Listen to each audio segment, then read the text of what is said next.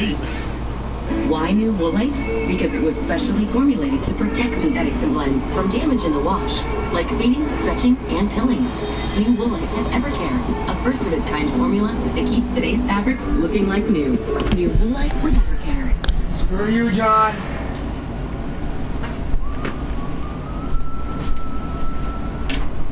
Yeah. Turn off the AC. It's a little nippy on these beats right now, bro.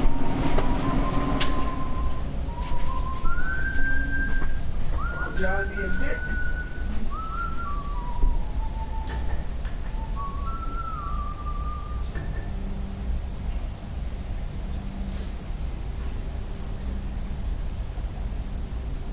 My parents were the first ones to teach me about the power of yes.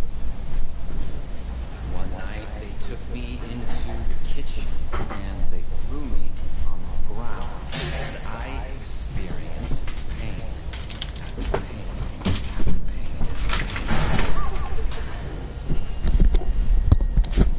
And when I didn't think I could take any more, I did.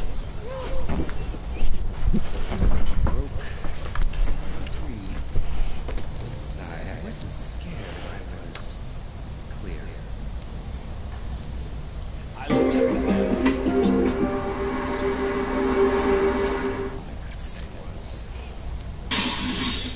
Gymnast Simone Biles will compete in the Olympics balance beam final in just a few hours. This after Biles withdrew from the competition last week, citing mental health concerns. CNN sports analyst Christina Brennan is joining us right now live from Tokyo. So what are you learning, Christine, about why Biles now feels she can safely return to the competition for this balance beam final? Well, you know, this is going to be a huge event and a huge moment at these Olympic Games, the biggest by far. And she feels comfortable in the air, or more comfortable anyway. She believes that the twisties, you know, getting lost in the air, she believes that she has conquered that, hopes that continues to be the case. The balancing, though, well, it's 4 inches up there, several feet in the air. For mere mortals like you and I mean, it's almost impossible just to stand on it. And she will be flipping and doing all those routines and turning around on it. And there's great risk. But she thinks she's got it. She thinks she's ready. And what a lovely punctuation mark, this exclamation point. You got issues, bro. If she is able to pull this off, and obviously the nation, the world probably will be holding its breath. I'll be among them. I'll be willing to watch every second of that. One of the most unexpected stories, Christine, of these Olympic Games is how Biles' decision to step back actually opened up doors for her fellow USA gymnasts to bring home medals. And psychotic. Tell us about that. Yes, well, Suni Lee, of course, is the all-around champion, the 5th straight American woman to. Who wants to go first? I'll go first. Leave that girl alone. Psycho. Yes. T-Mobile gives you more ways than ever to get out there. We're America's largest 5G network. And can see what works best for her. Take the mystery out of your glucose levels and lower your A1C. Now you know. Freestyle Libre 14 Day. Now covered by Medicare for those who qualify. Everything always made sense to me. And then it rained. In the apartment. Sorry, buddy. I also had a landlord who thought he could fix things. Here we go again. He could not. Oh, you're gonna do it? I'll slap some paint on this and cover it right up. But Rocket Mortgage helped me find the home loan option that works for me, so I could buy a place of my own. Now I don't have a landlord. Or a leaky ceiling. When you need to throw in the towel on renting, Rocket can. You're psychotic. Hi, Joseph Robinette, Walker's from across the country. That is actually the potential America has always had. The change might be around the corner. Did you get a sense of what the end game is here? Do we know here what type of vote we're looking at? That's just not what the facts are. 3 former intelligence officials said there is no way. That's the heart of the matter, right?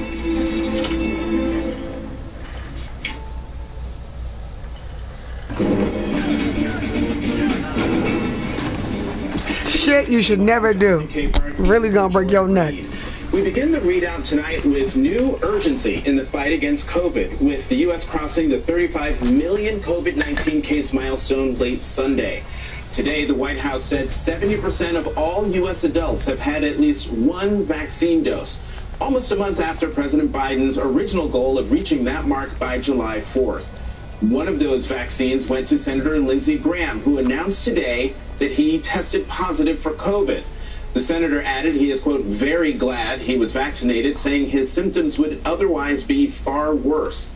It's a message the public health community is desperate to get out, that the vaccine is highly effective, despite the fact that breakthrough infections can happen.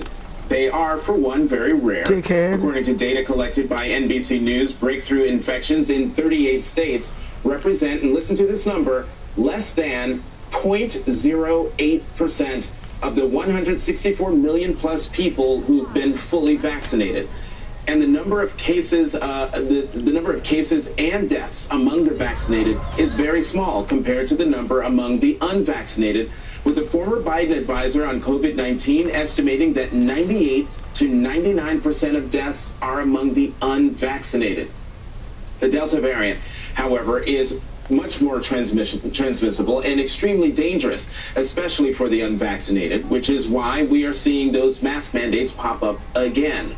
The San Francisco Bay Area has reinstated an indoor mask mandate, and Louisiana, a state that is running out of ICU beds as COVID cases surge, will be back under a statewide mask mandate starting Wednesday. The nation's leading infectious disease expert, Dr. Anthony Fauci, doesn't think we'll see a repeat of 2020, but he did share that things look grim in the months ahead. I don't think we're going to see lockdowns. I think we have enough of the percentage of people in the country, not enough to crush the outbreak, but I believe enough to not allow us to get into the situation we were in last winter.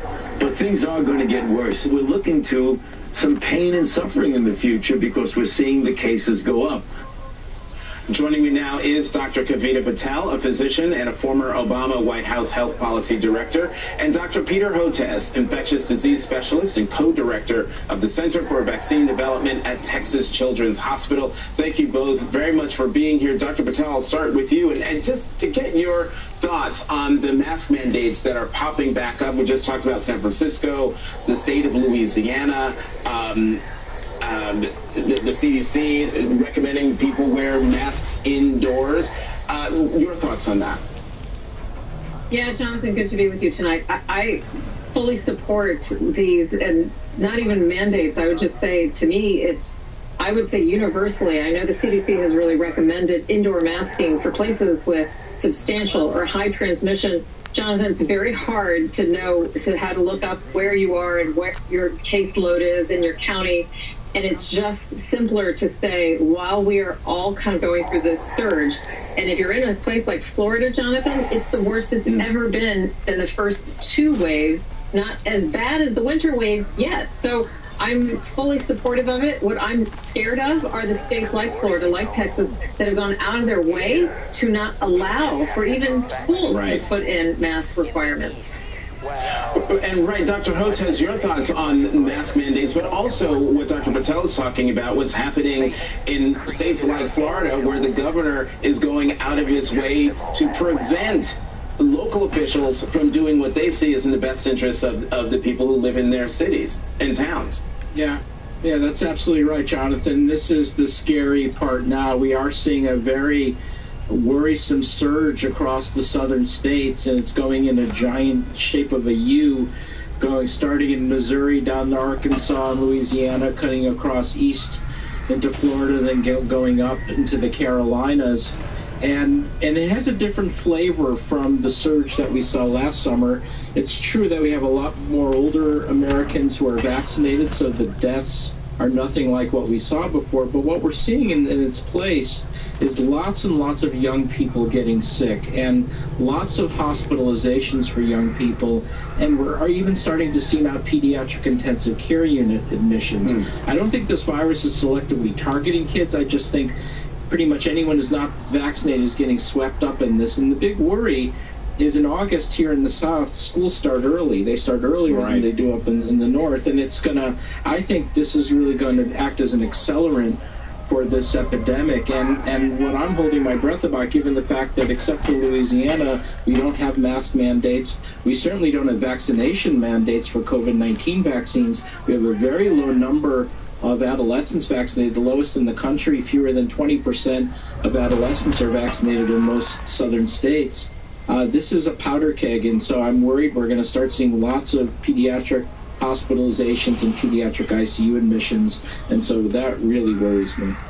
And yet, we are seeing there's a 70% increase in vaccination. I think this comes from Jeffrey Zients, the White House COVID-19 response coordinator, who said that there's been a 70% increase in the last week, the average number of people getting vaccinated against COVID-19 after weeks of pleading with people to get vaccinated because the level of vaccination had sort of leveled out. Now we're seeing this spike in people getting vaccinated. Dr. Patel, is that because of people taking seriously you're gonna feel mine the surge because of the Delta variant? Well, yes, I think, Jonathan, almost everyone I've talked to who's kind of come into my clinic recently to get vaccinated, they've all said, look, I know someone who was young and healthy and is sick. They've all been kind of touched personally by it. To Dr. Hotez's point, there's just very little places for the virus to go except the unvaccinated, and it's going to be very smart and efficient at replicating. In the unvaccinated, we're also seeing some of these breakthrough infections, which are catching people's attention. It's not undermining vaccine confidence, but even Senator Graham's experience, it could have been far worse if you were not vaccinated. And so I do think we have an opportunity. Unfortunately, getting vaccinated today does not help with the straight upward slope that we're seeing of increases in cases. It'll save your life, but it's not going to prevent what is this kind of roller coaster of an epidemic and pandemic we're seeing throughout most of the state. And Dr. Hotez, there's a report out that Germany, from Reuters today, Germany will in September just start to offer a booster shot against COVID-19. Do you think that that is something that is going to, a decision that will be made here in the United States? Why can I back up? The folks who have been vaccinated will need to get a booster shot. I think there's a high likelihood. It may not be a universal recommendation. It may start out with certain groups. We're already seeing some data, although there's small studies on those on immunosuppressive therapy, bring up their levels of virus neutralizing antibody if they get a third immunization. Israel is now giving third immunizations to those over the age of 60. So I could imagine a scenario where we move forward with that. And later on, as other variants circulate, because we're doing a terrible job of vaccinating Africa, Latin America, and Southeast Asia, that could build in more resilience also through a third immunization. So I think we'll eventually get there. It may come in stages. You know, I know I mentioned... Not your clowns. You know, we're seeing an incredible spike in the number of people getting vaccinated. But then the dark side of this comes from a story in the New York Times on Sunday where a survey of data from 10 states shows lucky I gotta go. Million doses have gone to waste since the nation began administering COVID-19 vaccines in December. Much of the loss comes as demand for inoculations plummeted. Dr. Patel, should we be worried that as John, you're so mine. Take getting vaccinated seriously and go out to get the vaccine, that we could end up seeing shortages because of the number of vaccines that I'm about to take your city. They do have expiration dates. Or your little piece of town. Yeah, Jonathan, nothing kills me more. I've had to throw away some of those doses, and it literally breaks my heart every time that happens because, as Dr. Hotez knows, this could save a life. I'm a little woozy, bro. I'm not worried whether or not it's just that we're gluttonous, or you could argue that we were really, really prepared with Operation Warp Speed to have these contracts and manufacturing arrangements in line. I'm actually not worried about running out of vaccine. What I am worried about is that the American public is probably going to have to deal with COVID for a while. And when I say a while, I don't mean days or weeks or months. It might be several years, and it's because we need to vaccinate the whole world. And I don't know how we can all adjust our lives to that. And we're going to have to do it, but we have to do it by getting vaccinated as quickly as possible. And then I do think we're going to have, whether they're boosters or a new series of vaccines in our future, that's what we're going to be dealing with. But it is our only way out of this. The message in all of this is get vaccinated. Dr. Kavita Patel, Dr. Peter Hotez, as always, thank you very much. As New York's governor urges businesses to turn away unvaccinated customers, Florida's governor is barring schools from mandating that children wear masks. This comes as the Sunshine State is grappling with the surge in cases and hospitalized COVID patients. Joining me now is Nikki Fried, Florida's Commissioner of Agriculture and Consumer Services, who is running against incumbent Ron DeSantis for governor. Commissioner Fried, thank you very much for coming to the readout. Let me read a tweet that you put out, if I can find it here on my sheet. Yes, you put it out today. What are you waiting for? Nikki Fried says Governor DeSantis needs to issue an emergency order for COVID-19. Talk more about that. What would this emergency order do? The emergency order would allow us to pull down additional funds from the federal government to increase our testing back here in the state of Florida, as well as more vaccination locations. Because right now we're seeing a surge, as your guests were just talking about in the earlier part of your show. And so right now, the problem is that our governor has put his head in the sand and has left the state of Florida, has abandoned us. And so we need him to start taking this very seriously. He stopped almost 2 months ago giving daily reporting numbers to the people of our state of where we are on. Got no weapon, no nothing. Hospitalization. Ready to go to a base camp. Floridians, take this seriously. Please go out and get the vaccines. Here are the locations for the testing sites. Here's increased locations for the vaccinations. But unfortunately, this governor is more preoccupied with running for president in 2024 and not taking this seriously. Well, Commissioner Fried, I mean, the thing that I find most outrageous is that the governor is making it impossible for localities to impose or institute mask mandates in order to protect their own citizens. Is he basing that just on pure politics or on some science that we don't know about? You know, I think that the question I'll be back for you. Like this. Being chip, you know, blah. It's going to be about mandating masks or not mandating masks. You know, last year we didn't have the tool in our shed of the vaccinations. We have it now. We need to be having bipartisan support of people across our state, across our country, coming together, Democrats, Republicans, Independents, emphasizing how important it is to get the vaccines and to get it now. And so when he does things like this and flirts with anti-vaxxers and anti-maskers, what he's doing is he's signaling to the people of our state, don't take this seriously. Because you're a bitch, DeSantis. Science, don't follow the experts. And that's the conversation that we need to be having. It's how we come together, re-message what needs to be going on right now here in the state of Florida to protect our kids. We know the numbers are increasing when it comes to hospitalization, not just for 18 and above, but other under 18. And we also know this, that last year it was our local governments and our local different businesses and corporations and small businesses across the state that stood up and led when he had a hands-off approach. He flips out during crises. Ammo's expensive, man. To not be able to do what is right for their communities. Communities and counties all across the state and across the country are different. And that's why they have local elected officials to know what's right for their own specific community. And he's handcuffed them to not be able to protect their own communities. Commissioner Fried, we have less than a minute left, but what would you say to people in Florida who are hesitant to get the vaccine? What would you say to them to convince them, or at least get them a little step closer to getting the vaccine? Well, first of all, I would plead with them. We know that vaccines work. We know that it's stopping the spread of the virus across the entire world.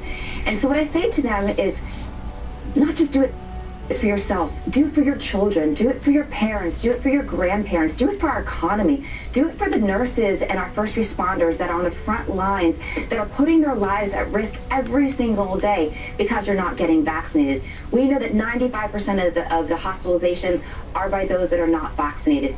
Please put yourself into the shoes of those parents that are trying to put their kids back into school. Do right by your neighbors, do right by your community, go get vaccinated. Great message to end this conversation on. Nikki Fried, thank you very much for coming to the readout. Up next, Trump's right-hand man suggests the former president is leading a government in exile with a shadow cabinet. It's all fodder for his conspiratorial followers who think he's going to be reinstalled, which is not a thing, to be clear.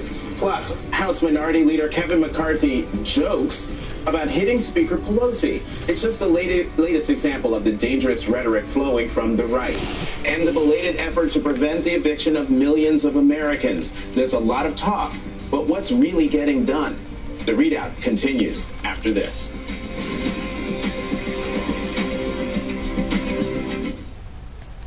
Peacock streaming the best in live sports. From the Ryder Cup to exclusive Premier League matches. This is what legends are doing every week of Sunday Night Football. You can't not watch. Watch for free, upgrade for more. 2 dynamic voices are on weekend mornings on MSNBC. Saturdays, Tiffany Cross takes on today's crucial issues. And Sundays, Jonathan Capehart asks the most pressing questions about the biggest newsmakers. The Cross Connection and The Sunday Show. Live Saturdays and Sundays beginning at 10 on MSNBC. On car insurance. Compare and save at thezebra.com. Okay.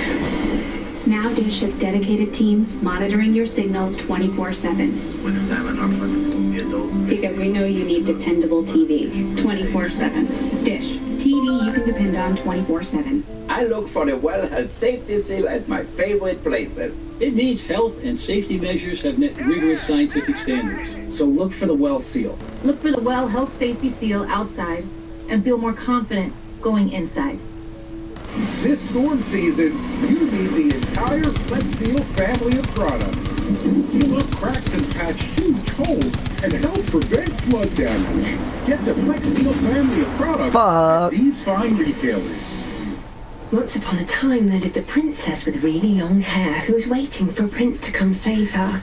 Really? Who has time for that? Let's go. Feeling myself.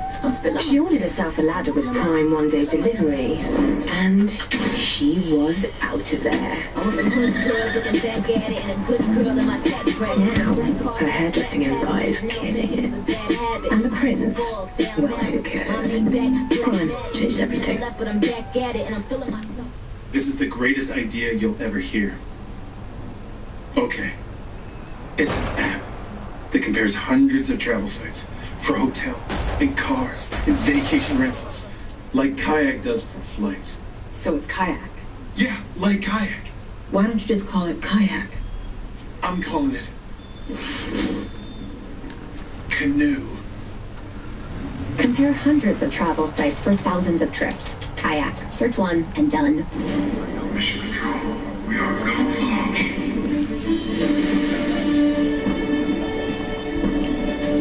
T-minus 2 minutes and counting. She's eating the rocket. She is eating the rocket. I assume we needed that?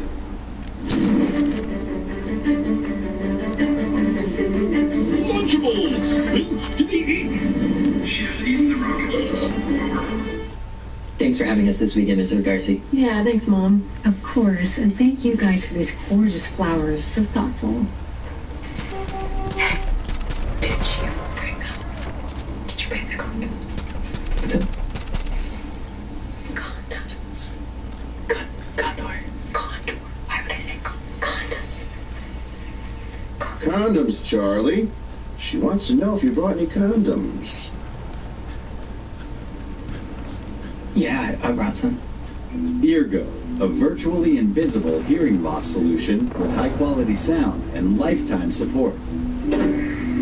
Eargo 5 is here, our latest device that allows you to personalize your hearing experience. Get yours today. We're here and ready to help you with your hearing loss with free remote hearing checks and consultations by our licensed hearing professionals. And if you're an active or retired federal employee, you may qualify to get Eargo at no cost to you. The big lie is alive and well among Trump's closest advisors, who continue to fuel the delusion that he won the 2020 election, which he didn't. After meeting with the ex-president and others on Friday, Trump's former chief of staff, Mark Meadows, spoke of him as if he were still in office, referring to it as a, quote, cabinet meeting, like some sort of government in exile. But he's not just providing new fodder to Trump's conspiratorial base. He's also teasing Trump's plan to regain power in 2024. I wanted to join you to talk about really a president that is fully engaged, highly focused, and remaining on task. Chief, do you want to break any news from your meetings with President Trump? Well, we met with some of our cabinet members tonight. We're looking at what does come next. I'm not authorized to speak on behalf of the president, okay. but I can tell you this, Steve. We wouldn't be meeting tonight if we weren't making plans to move forward in a real way and with President Trump at the head of that ticket. For real, people, given that Trump has yet to be held accountable for inspiring a failed coup to hold on to power, it's no surprise that he's now plotting a second act. In fact, the big lie is so insidious within the GOP that it's helped to make Trump the Republican Party's most dominant fundraiser in the first half of 2021. As the New York Times reports, he ended June with a war chest of more than $100 million. It's a reminder that Trump and his party remain a serious threat to our democracy. Joining me now, Democratic strategist Juanita Tolliver and Tim Miller is writer-at-large at The Bulwark. Both are MSNBC political analysts. Juanita, okay, the idea of Mark Meadows talking about Trump as President Trump and our cabinet, and I'm not going to talk about my conversations with the president, what? Look, Jonathan, I just want to shout out the producer who writes your Chiron, emphasizing pretend. Trump is pretending right now. Meadow is pretending right now. And I appreciate you mentioning that this is just delusional behavior, feeding into that conspiracy theory that Trump has lied to his supporters and said he's coming back to the White House this month, right? We know that's a lie, but here's where the delusion is dangerous, because we know the last time Trump told his supporters to act based on one of his lies, they stormed the U.S. Capitol, they killed police officers, they threatened the lives of Pelosi, Pence, staffers, and every employee in that building. And so that's where the delusion is dangerous. But these folks have truly made lying an Olympic sport at this point, because they're not gonna stop. And I want to note that this interview happened on Newsmax, so we know who this was for. This was for the base that, as you mentioned, keeps funneling more and more cash into Trump, so that not only can Trump go into the 2024 campaign with a strong position, but he's also going to hold this over the GOP's head as to why they can't live without him and why they absolutely need access to his base. And Tim, I would love for you to react to what Juanita just said, but also on Mark Meadows. Come on. He's a former member of Congress in North Carolina. One, he should know better. And two, the fact that he knows better and still does these things, says these things. What does that say about him? Well, not much good, Jonathan. I mean, at this point, he's about one step removed from those, Confederate cosplayers that put on the tricorner hats and go out into the woods in Virginia with the fake rifles and pretend like it's the Civil War.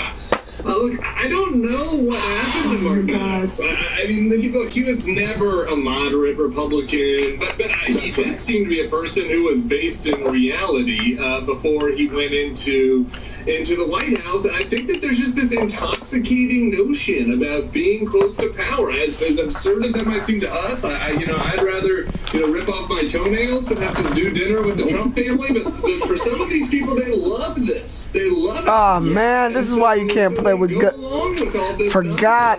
Can't be playing with that truck. Now I gotta go get it again. Darn it. The Virginia governor's race just today in the Bulwark, we just put this up. Glenn Youngkin, who's the Republican, who in another era might be like a Mitt Romney-style Republican, gets asked about this stuff and, about Trump getting reinstated in August. And he says, well, that's going through the courts and the court's going to deal with it. So, it's not just Meadows playing pretend at Bedminster. It's people who are running for serious office that have to do it as well.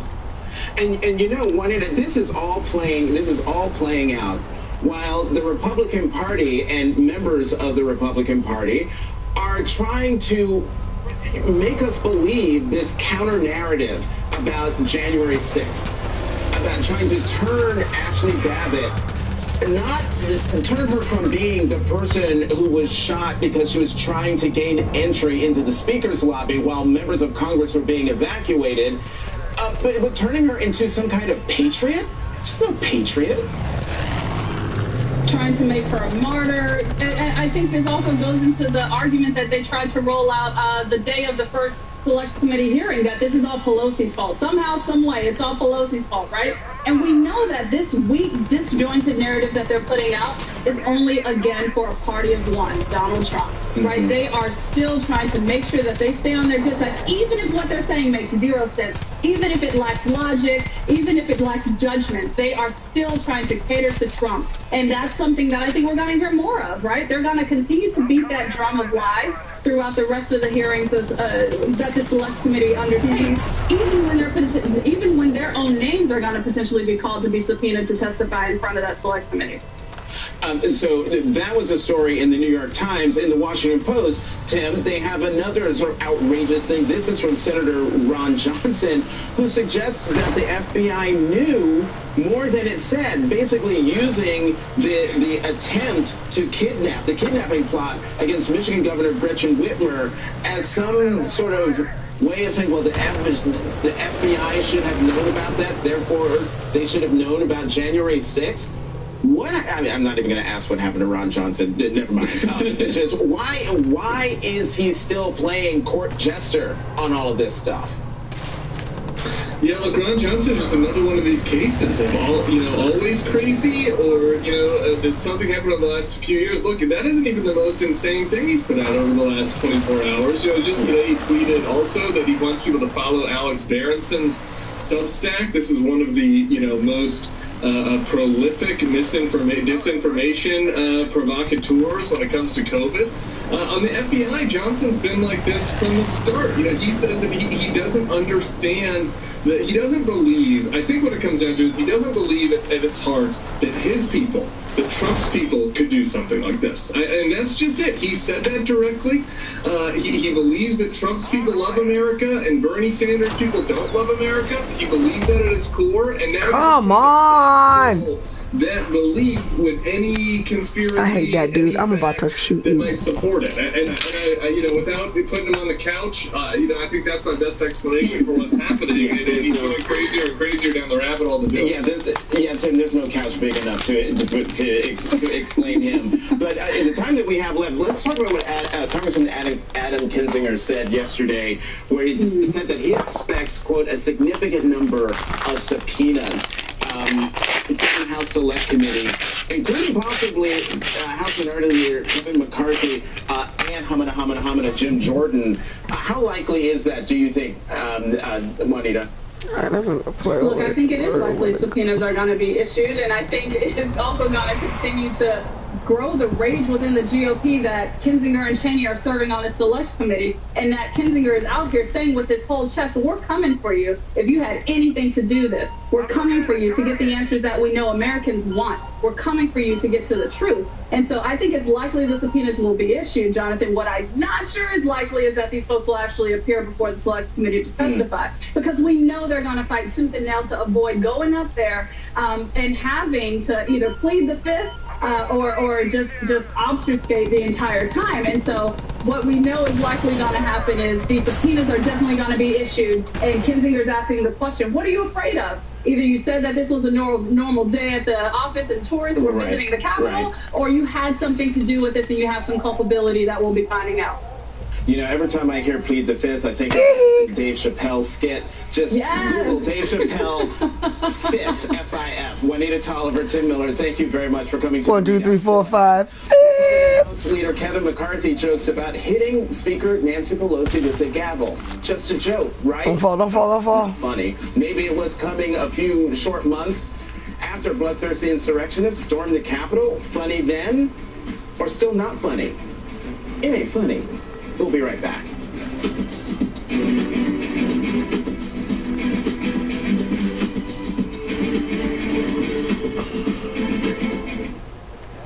Introducing the new City Custom Cash Card, a different kind of card that rewards Rashida where her spending is trending.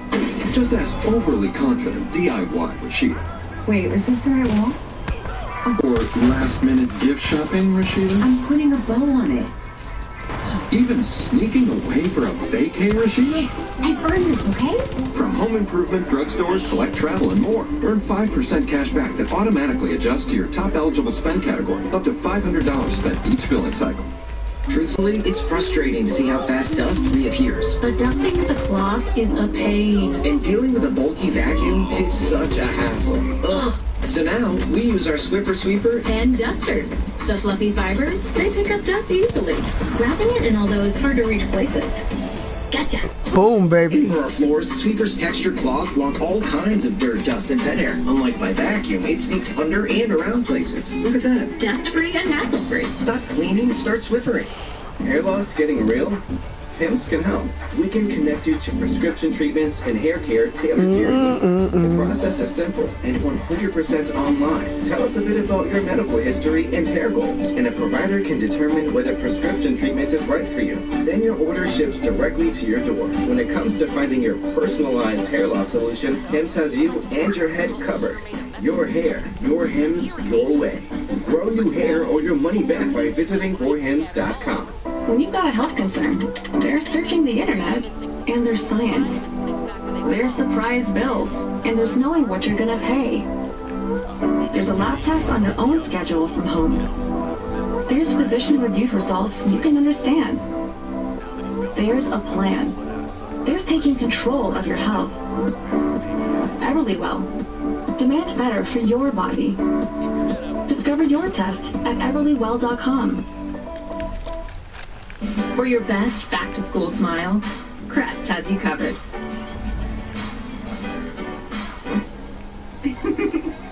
Nice smile, bro. Thanks. Crest, the #1 toothpaste brand in America. 2 dynamic voices are on weekend mornings on MSNBC. Saturdays, Tiffany Cross takes on today's crucial issues. And Sundays, Jonathan Capehart asks the most pressing questions of our biggest newsmakers. The Cross Connection and The Sunday Show. Live Saturdays and Sundays beginning at 10 on MSNBC.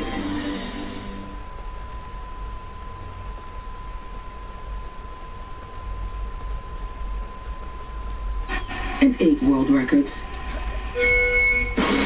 So she'll only hold the card that never holds her back. World-class Medicare coverage from Blue Cross Blue Shield. That's the benefit of Blue. I look for the Well Health Safety Seal at my favorite places. It means health and safety measures have met rigorous scientific standards. So look for the Well Seal. Look for the Well Health Safety Seal outside and feel more confident going inside. I brought in Ensure Max Protein with 30 grams of protein. Those who tried me felt more energy in just 2 weeks. Here, I'll take that. Ensure Max Protein with 30 grams of protein, 1 gram of sugar, and now with 2 new flavors.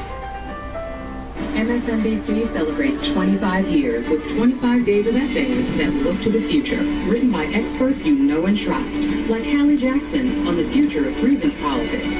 Read it on MSNBC Daily at MSNBC.com.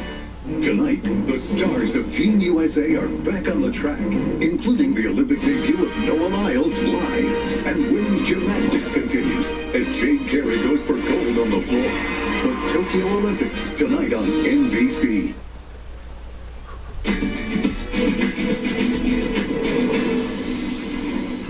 House Minority Leader Kevin McCarthy is so desperate to become Speaker of the House that he'll stoop to any low to fire up Trump's base.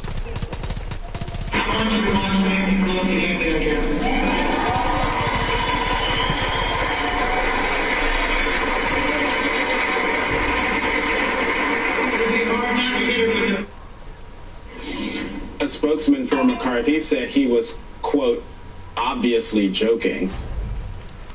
Because it's funny to incite violence against someone who's already a right-wing target.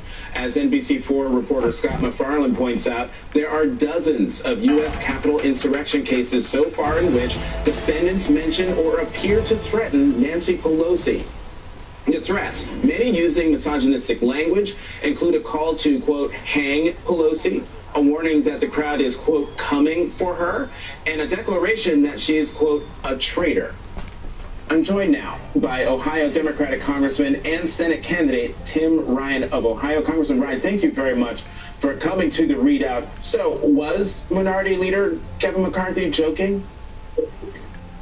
Well, he's not a very funny guy. I think that's pretty obvious. Anytime you're trying to, talk about hitting the Speaker of the House with the gavel, you're in the wrong. But he's not a funny guy. I think he tried to make a joke. He's not very funny. And they're searching for issues to try to incite their base. Dr. Seuss, what he's saying here at that dinner, they got to get the focus back on the real issues of what the vast majority of Americans are focused on. That's how do we get wages up? How do we have some economic security for those people who are doing everything right? How do we have retirement security? How do we start really dealing with this economic threat coming out of China and making sure we dominate these industries of the future? Jonathan, they don't want to talk about any of that stuff. They want to talk about all this other nonsense, and I think that's what you saw the other day. Right, because Congressman Bryan, I'm just wondering, what does it say about the tenor and tone of your workplace when you've got the leader of the other party joking? He's not joking. Talking about hitting the speaker with the gavel. I mean, since January 6th, I've heard many of your colleagues talk about just sort of the fear they have about their Republican colleagues. Does what Leader McCarthy is saying fit into that atmosphere of menace that appears to be there in the Capitol? Oh, there's no doubt. I mean, you look at the January 6th testimony from last week. You see that they're completely ignoring the insurrection to the Capitol. They're completely ignoring what happened to members of Congress, what happened to the Capitol Police, what happened to Washington Metro. They're looking the other way on all of these issues, and they're so disconnected from reality that jokes like that happen that aren't funny and play into these greater threats that we're seeing from against not just Nancy Pelosi but many other members of the Democratic caucus. And he just feeds into it. But what you're seeing here is a Republican party that is rudderless. They are searching for issues. They're searching for topics to start culture wars on Dr. Seuss or any masks or whatever they can get their hands on. So what you're seeing is a level of desperation because they're not talking about what's in the best interest of workers or the American people. So then, I don't shoot the one I'm shooting at, you dumbass. For issues to keep them from talking about real issues, but you've got members of Congress who are going out of their way to pal around with far-right extremists. You've got Congressman Paul Gosar, who's been associated with the white nationalist Nick Fuentes, which is, according to New York Times, the most vivid example of the Republican Party's growing acceptance of extremism. How worried should we be as Americans that the Republican Party, it's not the Republican Party anymore. It's an extremist party that's perfectly comfortable embracing domestic terrorists. It's something we all should be worried about. I think this is a great threat to our democracy when you have an insurrection, people scaling walls, hitting cops with lead pipes across the side of the head, and almost the entire Republican Party has looked the other way for that. I just saw where Congressman Gates and others were calling down to make sure that the insurrectionists were properly treated at the jail they were in. I mean, are you kidding me? This is the issue that's most important to you, with all of the income inequality, with all of the economic insecurity, high levels of addiction, deaths of despair, people losing their shirts, people still, aren't getting vaccinated so we can get the economy back up and running. And you're taking time out of your day to call and make sure that the insurrectionists are getting treated properly. I mean, give me a break. That just shows you how disconnected they are, Jonathan. Yeah, and to your point about them visiting insurrectionists, we've gotten a very sad report today here from CNBC. Third police officer Gunther Hashida dies from suicide after defending Capitol during riot by pro-Trump mob. I just fixed that headline by domestic terrorists. I'll give you the last word on this. Heartbreaking. I mean, I just. you know, I chair the committee that funds the Capitol Police, and, you know, we went out of our way to make sure we're trying to take care of those people who have taken care of us. We sent, you know, billions of dollars to local communities to make sure that they're funded, so that, you know, those people that provide the security in our communities have what they need. And these guys are looking the other way. This speaks to the mental health issues around the country, too, I think. The addiction issues around the country. And look, this person put that was close for us to protect the democracy, not just members of Congress. Jeez, I was on the last drop. Looking the other way. I hope we can get past this. I hope they can get back into reality, and then we can start talking about how we take care of these police officers, and then how we start working again to get the economy going for all of these people in the country. That's what the country wants us to do. Yeah, and our thoughts and prayers go out to Officer Hashida's family. Congressman Tim Ryan, thank you very much for coming to the readout. Still ahead as the Senate races to pass its $1 trillion bipartisan infrastructure deal. The clock may be running out on millions of Americans facing eviction. Plus, the latest from Tokyo with Simone Biles just hours away from her highly anticipated return to Olympic competition. Stay with us.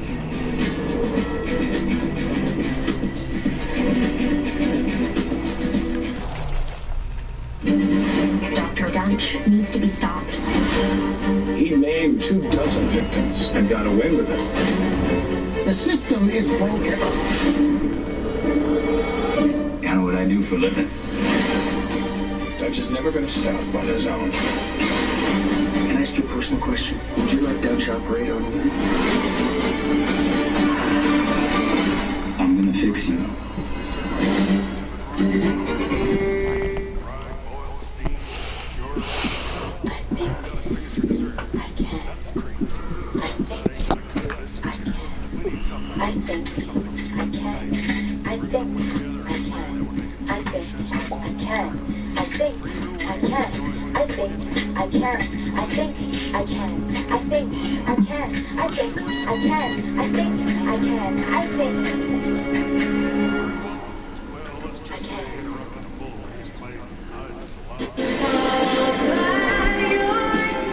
You look a little lost.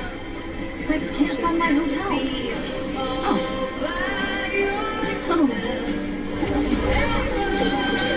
Why? This is not normal.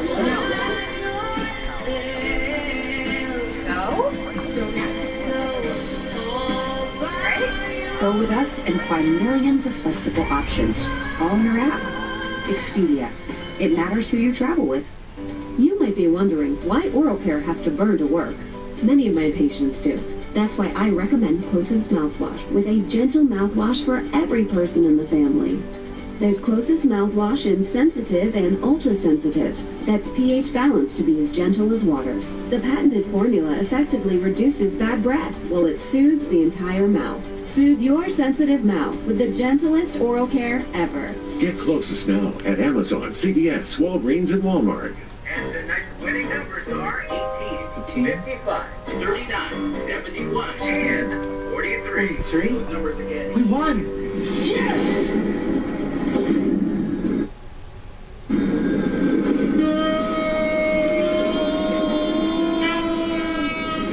The Quicker Picker-Upper. Bounty picks up messes quicker, and each sheet is 2 times more absorbent, so you can use less. I'll hold on to that. Bounty, the Quicker Picker-Upper.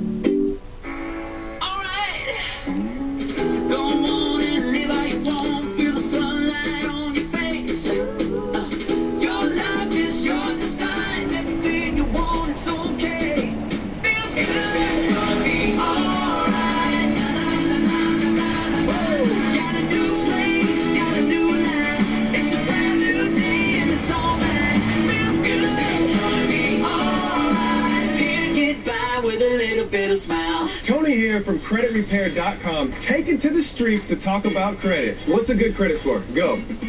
600. Maybe if you're trying to pay thousands extra in interest rates. Cut the confusion at CreditRepair.com. Hey guys, I've been shopping with Imperfect Foods for a few months now. It's more affordable, and with weekly scheduled delivery, it couldn't be easier. Plus, we're supporting a more sustainable food system. Shop now. Get 20% off your first 4 orders with code PERFECT4 at imperfectfoods.com/TV. This isn't dry food or wet food. It's not burnt brown pellets. The farmer's dog makes it simple to feed your dog real food. It's real meat and veggies. Freshly made, developed with vets, delivered right to your door. That's why dog lovers are choosing the farmer's dog. A smarter, healthier pet food. Delivered. Visit tryfarmersdog.com and get 50% off your first box of food. Delivered. Visit tryfarmersdog.com and get 50% off your first box of food. It's a busy week of unfinished business here in Washington. The federal ban on evictions expired Saturday. Today, President Biden called on state and local governments to put in place moratoriums for at least another 2 months. And this comes as House Democratic leaders called on the president to extend the moratorium, and as anger is still palpable among progressive Democrats like Missouri Congresswoman Cori Bush, who slept outside on the Capitol steps in protest each of the past 3 nights. She tweeted that she met with Vice President Harris this afternoon about the need for a federal eviction moratorium. Now, the House is on its 7-week August recess, but members are on notice to return after passage of a long-awaited infrastructure bill in the Senate. That package includes $550 billion in new spending for roads, bridges, and rail, among other things. Now the race is on to pass it before senators leave town. Majority Leader Chuck Schumer, he urged senators to get moving, while the self-proclaimed Grim Reaper of legislation, Mitch McConnell, says he's in no rush. Let's start voting on amendments. The longer it takes to finish the bill, the longer we'll be here. Our full consideration of this bill must not be choked off by any artificial timetable that our Democratic colleagues may have penciled out for political purposes. Joining me now, Senator Alex Padilla of California. Senator Padilla, great to see you again. Welcome to the Readout. My question is simple.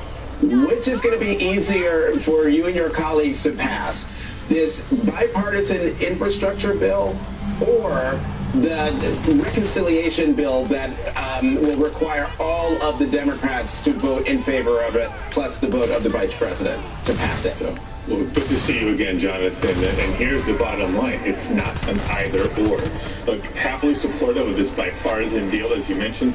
Plenty of money in there, not just for roads and bridges and tunnels, but for the electrical grid. I know in California, every time it's wildfire season, we wonder if we're going to be able to keep the lights on because of the status of the electrical grid. There's money in there for broadband deployment to upgrade areas with slow speeds and expand internet service in areas that are currently underserved. But we know that as big and historic as this bipartisan package is, it's not enough. If you need money for housing, for child care, for health care, my God, and so much more, we will follow it up with a reconciliation package, even if it has to be on a partisan basis.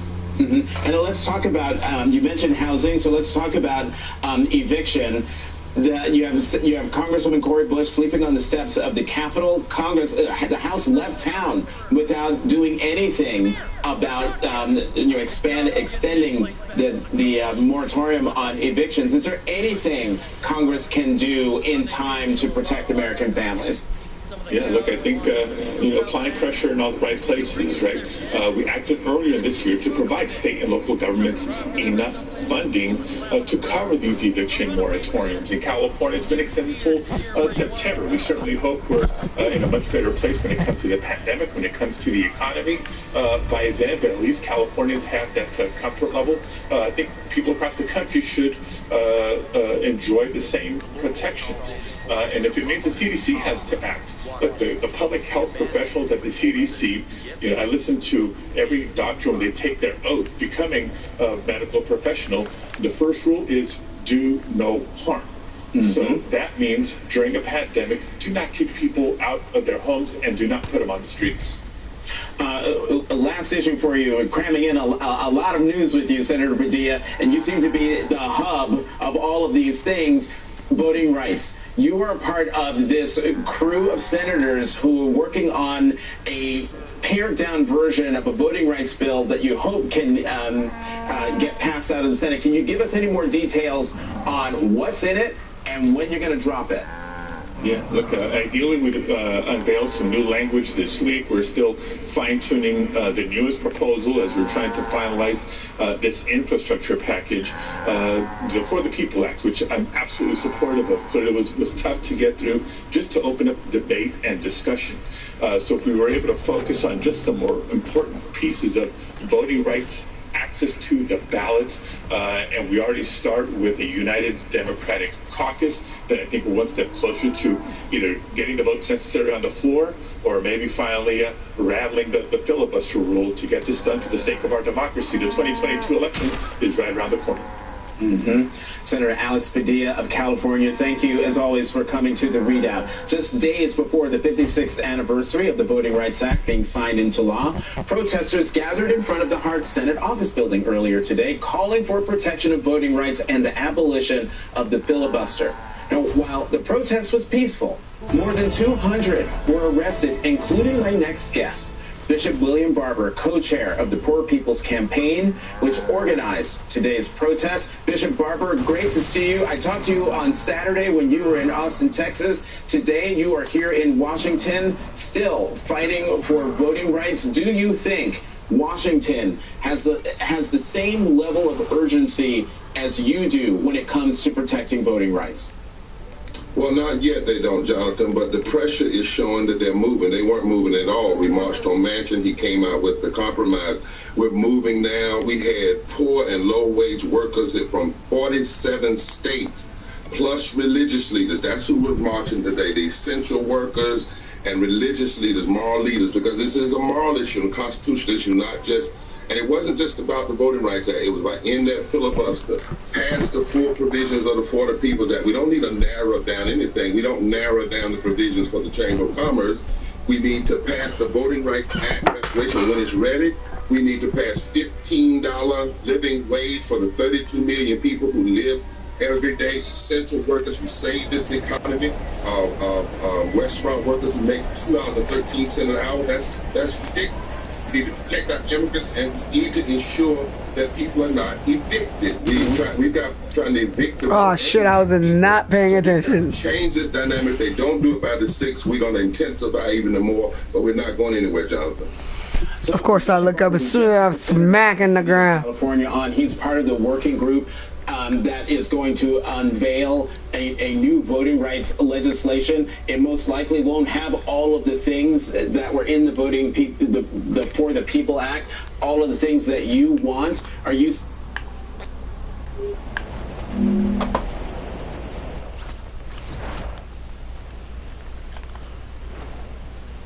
If you're fully vaccinated, you have an extraordinarily small chance of being hospitalized or dying from COVID. We're talking about more than 99.999% of fully vaccinated Americans surviving thanks to the vaccine. Let's bring in our numbers with Harry Enton. Harry, first, could you translate those odds for us? It is more than 99.9.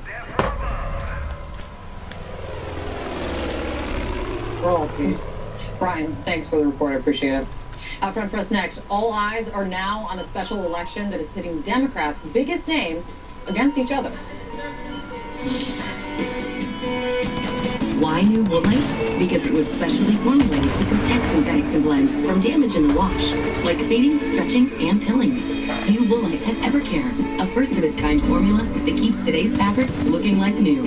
New Woolite with Evercare. My hygienist cleans with a round head. So does my Oral-B. My hygienist personalizes my cleaning. So does my Oral-B. Oral-B delivers the wow of a professional clean feel every day. You're right. Yeah, let's do it. The stories behind the laughs we shared. Smelly cat. History of the sitcom, Sundays at 9. Ladies and gentlemen, the dollar bill just leveled up. I give you the future of commerce, presenting an ATM that converts cash Into crypto, instantaneous. No lengthy logins, money transfers, waiting periods. Just one simple transaction. One of our patrols tried warning the counter about these games. Crypto's cool. Go to coinflip.tech to find an ATM near you. I may have moderate to severe rheumatoid arthritis. Or psoriatic arthritis. But we are so much more. We're team players and artists. Designers and do-it-yourselfers. Parents and friends. If joint pain is getting in the way of who you are, it's time to talk to your doctor about Enbrel. Enbrel helps relieve joint pain and helps stop permanent joint damage. Plus, Enbrel helps skin get clearer in psoriatic arthritis. Ask your doctor about Enbrel so you can get back to your true self. Enbrel may lower your ability to fight infections. Serious, sometimes fatal events, including infections, tuberculosis, lymphoma, other cancers, nervous system and blood disorders, and allergic reactions have occurred. Tell your doctor if you've been someplace where fungal infections are common, or if you're prone to infections, have cuts or sores, have had hepatitis B, have been treated for heart failure, or if you have persistent fever, bruising, bleeding, or paleness. Don't start Enbrel if you have an infection like the flu. Visit Enbrel.com to see how your joint damage could progress. Enbrel. Eligible patients may pay as little as $5 per month. At USAA, we've been called too exclusive, but we only serve those who've honorably served. All ranks, all branches, and their families. Yep, that is exclusive. We're fine with that.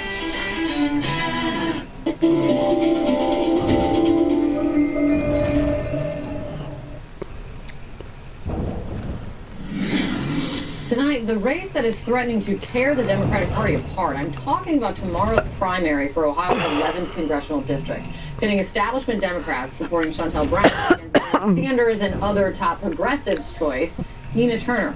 And the race is getting rough. Jeff Zelony's out front. Oh, it's the door. Bernie Sanders is back on the campaign trail, this time asking Ohio voters to send his friend Nina Turner to Washington. The next member of Congress, Nina Turner. James Clyburn spent the weekend here taking a different stand,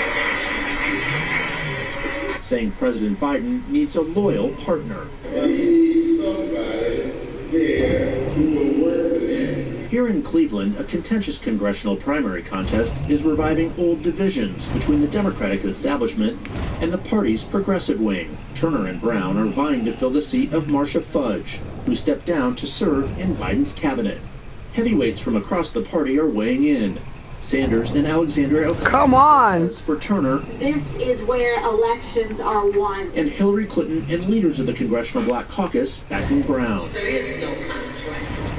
It's all about Chantel Brown. Tuesday's election is a key test for the party's direction and the Biden agenda, with candidates and other groups flooding the airwaves, spending millions in an unusually nasty race. Chantel Brown, out for herself.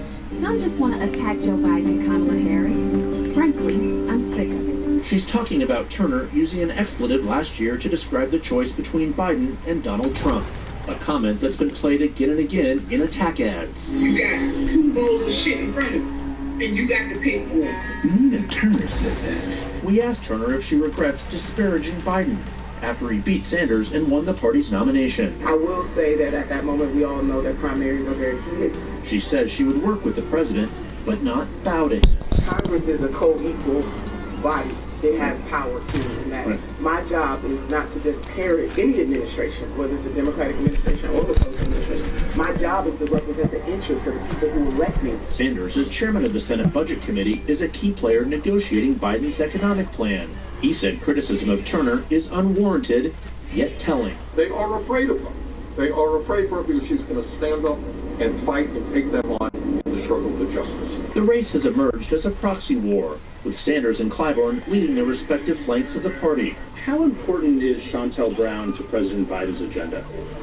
Very, very important. Brown, a member of the Cuyahoga County Council, talks often about helping the president's agenda. So much so that Turner has seized upon it. I would consider a puppet someone that's been on the national stage delivering catchphrases like, "Hello, somebody." I am a partner who knows what it takes to sit at the negotiating table to get things done. And that was a not-so-subtle crack at one of Turner's signature phrases. Hello, somebody. Hello, somebody. The acrimony has intensified. But the rivals found themselves side by side Sunday at church, One of you will be our congresswoman. where Brown extended her hand to Turner, as this battle is left to Ohio voters to settle. Now, what's being debated right now in Congress, those Biden infrastructure bills, are exactly why the party establishment is so focused on races like this. Now, party leaders are quite frankly worried about the squad gaining a new member, of course, that being Nina Turner. They say that the president needs more allies, not more antagonists. Of course, for Turner's part, she believes the White House could use a progressive push. Kate? It's good to see you, Jeff. Thank you for that reporting. And thank you all so much for joining us tonight. I'm Kate Baldwin. AC 360 starts now.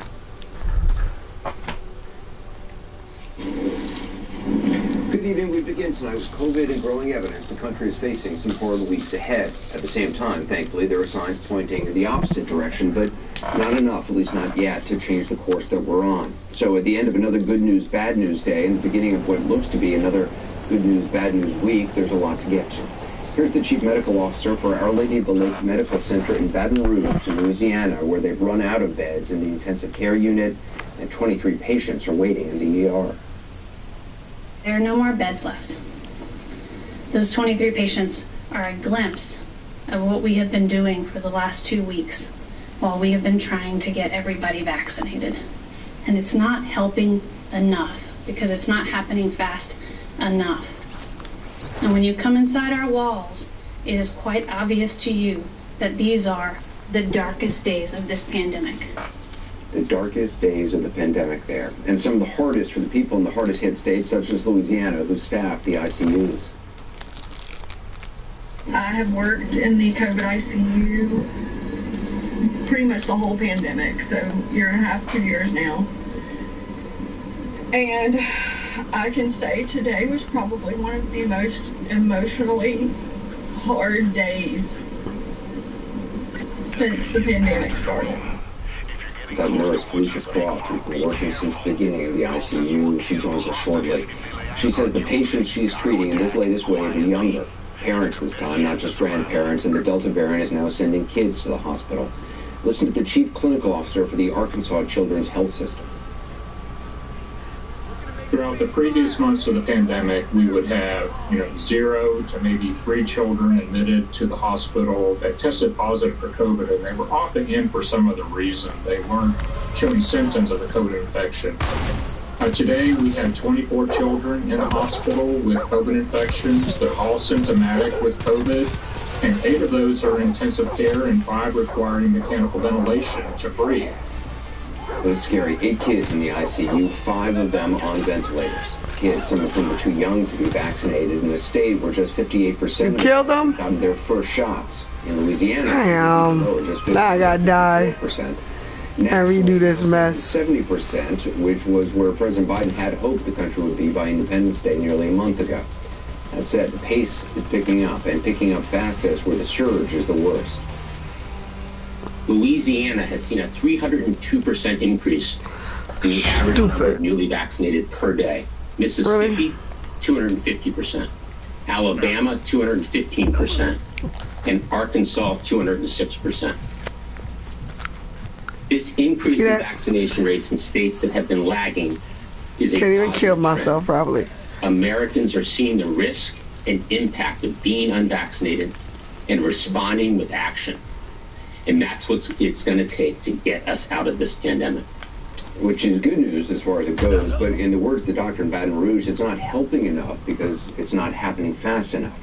So no more ICU beds in her hospital. Arkansas today reported the biggest daily jump in hospitalizations since the start of the pandemic. Hospitals also under pressure in Texas and Florida, which are responsible for about 30% of new cases nationwide. 2 states, Texas and Florida, responsible for about 1/3 of all new cases in the United States. Now, taken together, it put parts of the country, even some of the redder portions, back into mitigation mode. Louisiana today reimposed a mask mandate, the same for the San Francisco Bay Area. New York's mayor, though, he stopped short of doing the same, preferring, he said, to keep the focus on vaccination. As for vaccines, more private companies like SoulCycle today have stepped into the breach, requiring all employers and members to show proof of vaccination. Equinox Fitness Centers is doing the same. Dennis Polk, one of the country's biggest law firms, said staff that need to be vaccinated to return to the office in September and no longer be allowed in the building. That's not happening, though, across the country, or at least not enough, which brings us back to... I had it until the state's health officer said he expects COVID-19 ran around the corner tomorrow to reach their highest level so far in the entire pandemic, which for nurse Felicia Croft means more patients in her ICU and far too many more days like these. Last night, my daughter came to me, my 14-year-old Macy. She came to me. She said, "Mom, we need to pray for my friend's parents." And her friend's parents are in my ICU.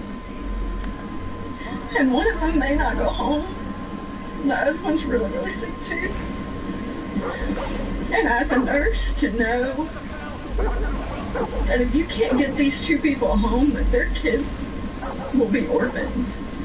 Their 14-year-old could be an orphan. And to know that my daughter may come to me and she gets that call and say, "Mom, why didn't you save them?" I can't explain the feeling of defeat when you do everything, you pour everything into a patient and it's not enough. And then to know that they could have gotten vaccinated and it could have made a difference. No. And Felicia Croft joins us now. Felicia, thank you so much for being with us, and thank you so much for what you have done. I cannot imagine working all throughout this. Where's my damn gun? More than a year and a half working in a... One of you stole it, didn't you? Doctors who are burned this out. Broad, probably. Quit. Talk just about what you're... Yep, give me my gun, bitch. Patients you're seeing. Give my gun. Right now we're seeing a lot of patients, number one. Stop stealing people's guns, lady. And patients that are closer to my age, which just brings it to a whole new level. I'm 34 years old. You know, I have kids ranging from 10 to 14, and I know some of these people have kids younger than me. And I know all of the milestones that I want to see my kids hit. I want to see my kids graduate. I want to walk my kids out on the football field on senior night. I want to get my daughter ready for her first prom. And these are things that people we're sending to a funeral home instead of their house are missing. And that these are experiences and memories that their kids won't have with them. And that's really hard. You know, in the beginning it was sad. We lost a lot of people in the beginning, but mostly it was people that had lived long lives of love and they had seen their families grow. And this is just different. This really has made it show that, you know, COVID does not discriminate and everybody is vulnerable. Louisiana expects COVID-19 hospitalizations to reach its highest level in the pandemic tomorrow, which is just extraordinary when you think about it, given the fact that there is a vaccine out there. What's it been like to, you know, work every day seeing this in the most intimate, horrific way possible? Shut up, John. And then to leave the hospital and hear people talk about, you know, not wanting to wear masks, and it's annoying, and I mean, you know, it's difficult, and they're just not going to do it. I mean, what is that? That's got to be a weird juxtaposition. Well, so we have become a very selfish generation and a very selfish just group of people sometimes when I hear what others say. So this pandemic and masks and vaccines, this is not about you, and this is not about what always makes you feel good, and it's about, you know, you're the cashier at your local gas station, and it's about your local baker, and, you know, your neighbor and your cousin's friends, and people that maybe aren't important to you, but they're important to someone else. And I think that stepping out of that, what's most important to me and what makes me comfortable and keeps me happy, I think if we change to that mindset, it would change a lot of what's happening outside and inside the hospital. And I look at people as individuals and as, you know, creations of Christ, and I hope that others will start to look at that instead of just saying how uncomfortable they are. And I have to just be real careful and let the Lord guide my words when it comes to that, because sometimes it's for me to speak and sometimes it's not. But yes, it does put us in a very difficult condition. In the video, you talk about your 14-year-old daughter, who must be, I hope, so proud of you. She came to you, wanted to pray for her friend's parents who were in your ICU. I mean, how do you explain all that to your child? So, you know, when she comes to me, we number one, we pray for, and we tell God, not that he doesn't know, but we ask him what we hope for, and of course we hope that they get better, and we hope that they come home. But we also hope that God prepares us for whatever his will is, you know, whether that is or isn't, and that we can use whatever testimony from here on. And, you know, just reminding her that God has a purpose and a plan, and that we are part of it. And, you know, whether that's in a good, you know, happy light, or, you know, just to love on someone when they need us, we just have to be prepared to let God use us either way. You know, it's so interesting and so important, I think, what you say, because there are folks who are, as you know, are people of faith and good people who feel, well, you know, I'm not going to get a vaccine because I'm just going to leave it up to, you know, to what the Lord wants. I'm you know, I think I'll do fine. You come from a religious tradition, you come from a religious background and a worldview, and yet you also are embracing the vaccine. Absolutely, because you know, there's a story about the man on the roof and the flood, and, you know, there's a boat that comes by and he says, no, God's going to save me. You know, everybody's heard that story. And, sorry.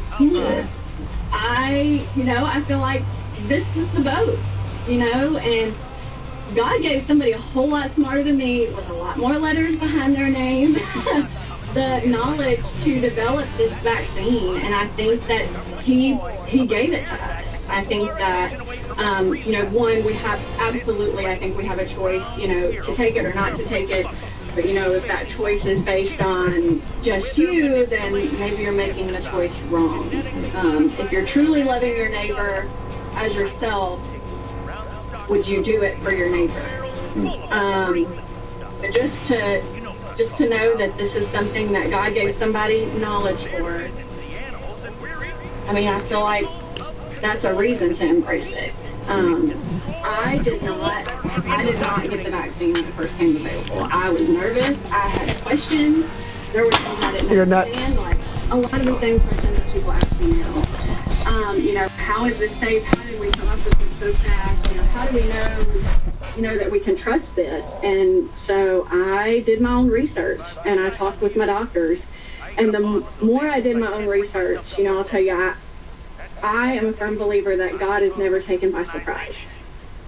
And the more I researched, the more I saw that mRNA research started back in the 1980s. Yeah. So in the 1980s, God knew this was coming.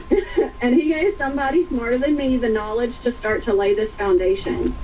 And this foundation has built and built until now here we are. And we had everything we needed to get this vaccine out quickly to people. Yeah. It is a medical miracle in so many different ways. Felicia Croft, it's awesome to talk to you, and I mean, just bless you for what you're doing. I really just think it's extraordinary what you and everybody in the medical community has done and continues to do. Thank you so much. I appreciate it. Absolutely. Thank you for having me. All right. And my best to your daughter, too, and your family. Take care. We'll get some more perspective now from Dr. Jerome Adams, who was Surgeon General in the previous administration. Dr. Adams, good to see you again. So, you know, you talked to Nurse Felicia Croft, and God bless nurses. I mean, I know doctors are great too, but nurses, I got to tell you, are just incredible people. I spoke with a doctor in Missouri last week who said some of the things about her patients. You know, they're younger, sicker, didn't have comorbidities. How concerned should people be about what seems to be one of the major differences with the Delta variant? Well, they should be incredibly concerned. And again, listen to Felicia. Listen to your local doctor. Listen to your nurses. Anderson, I was in the hospital just a few hours ago working today, and I tell you, the nurses were the ones that were the most frustrated, were the most burned out, because they've been busting their butts for 18 months, working long shifts, doing things that are outside their comfort zone, because nurses will do anything to help their patients. And they're just frustrated that last year we didn't have masks, we didn't have vaccines, we didn't have monoclonal antibodies. This year we have multiple miracles that have been delivered to us, and it is frustrating in the face of a variant that is, as you mentioned, 1,000 times more contagious than what the previous variant was, that we have many more tools, but we're not making use of them. In terms of a timetable for the surge, NIH Director Dr. Francis Collins says the projections say we're in for a tough August, September, and October. Former FDA Commissioner Scott Gottlieb says he thinks the wave of infection could pass quickly. Infectious disease expert Michael Osterholm, professor, said something similar, that we may see a fast drop of new infections in September. How long do you think this will last? Well, we don't know, because when you look at different countries, they tend to be more homogeneous. The United States compared to the UK is very spread out. And when you look at this pandemic, it has never hit the entire United States at one time. It's always hit us in regional pockets. One of the things about this Delta variant that Dr. Gottlieb refers to is that when it hits an area, it hits it hard, it hits it fast, and you may be achieving a temporary herd immunity very quickly in a certain area just because everyone is getting it. You've heard Admiral Giroir say, look, you've got two choices. You're either going to get vaccinated or you're going to get the virus because it's that contagious. The challenge of getting an accurate sense of how many breakthrough infections there are, Senator Lindsey Graham, for example, is among the latest to say he has COVID despite being vaccinated. How does the country get back to a place where there's enough testing being done on a daily basis to know who has the virus, both symptomatic and asymptomatic? And I mean, should there be more testing? Is that important to know? We absolutely need a better testing strategy, and it's frustrating to me that we spent all of 2020 talking about testing. We need more testing. We need better testing. We now have plenty of testing, and what we don't have is an intelligent testing strategy from a federal perspective to utilize the antibody test, to utilize the antigen test, to utilize the PCR test, and the better PCR tests that we have now that are point of care to be able to see where the virus is spreading asymptomatically, to be able to quickly diagnose the cases. It's definitely a need that we have to really understand what's going on. And I've been calling on the CDC and the White House to really articulate that federal testing strategy, to have a testing czar like we did during the last administration. There are a lot of things you can point your fingers at us for doing wrong, but Admiral Giroir and the testing team really helped stand up testing, but we aren't utilizing it. Dr. Adams, I appreciate your time. Thank you very much. Thank you, Anderson. Coming up next, a third police officer who defended lawmakers and democracy on January 6th has died by suicide. We'll see how one senator is once again dishonoring the sacrifices that he and so many other officers made that day. Later, she almost died at the hands of assassins who killed her husband. Tonight, the widow of Haiti's slain president tells CNN what she experienced that horrible night. Sometimes you might not feel ready for the moment. With Roman at your side, We got this. you can take care of erectile dysfunction discreetly, so that you're ready. Roman ready.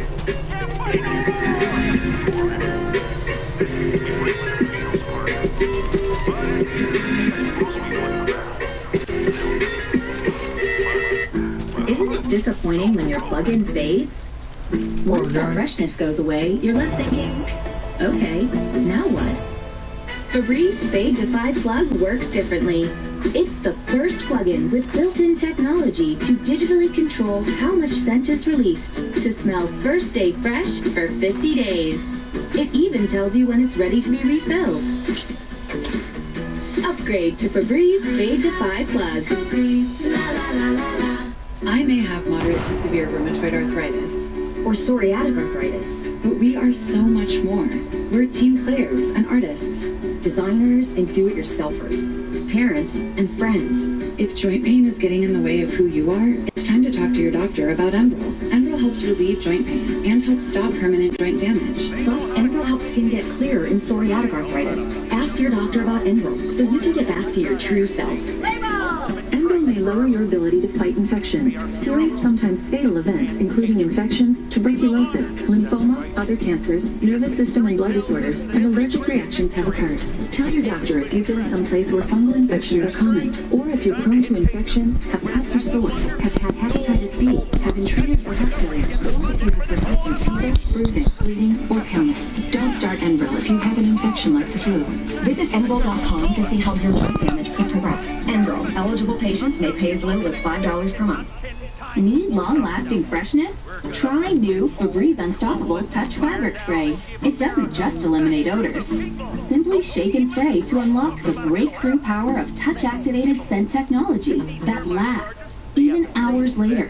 That's because Febreze Touch stores scent in your fabrics, so you get bursts of freshness with every touch. Your whole world will come alive. Welcome home to fresh with new Febreze Touch. That's my son, Noah. And that? Shut up. We call that the green light effect. Green light's the debit card for kids and teens. With an app to manage chores, send money instantly, and keep tabs on spending. Now, Noah's saving more than he's spending. In fact, he recently saved up to buy his mom a gift. But the real gift is just how smart he's learning to be with his money. I forgot about that. And the extra help around the house doesn't hurt. Join more than 3 million parents and kids at greenlightcard.com. It's back to school. Are you finished your list for less ready? Day 1 and beyond ready? Every supply for every class ready? Shop Staples and be more than ready for back to school.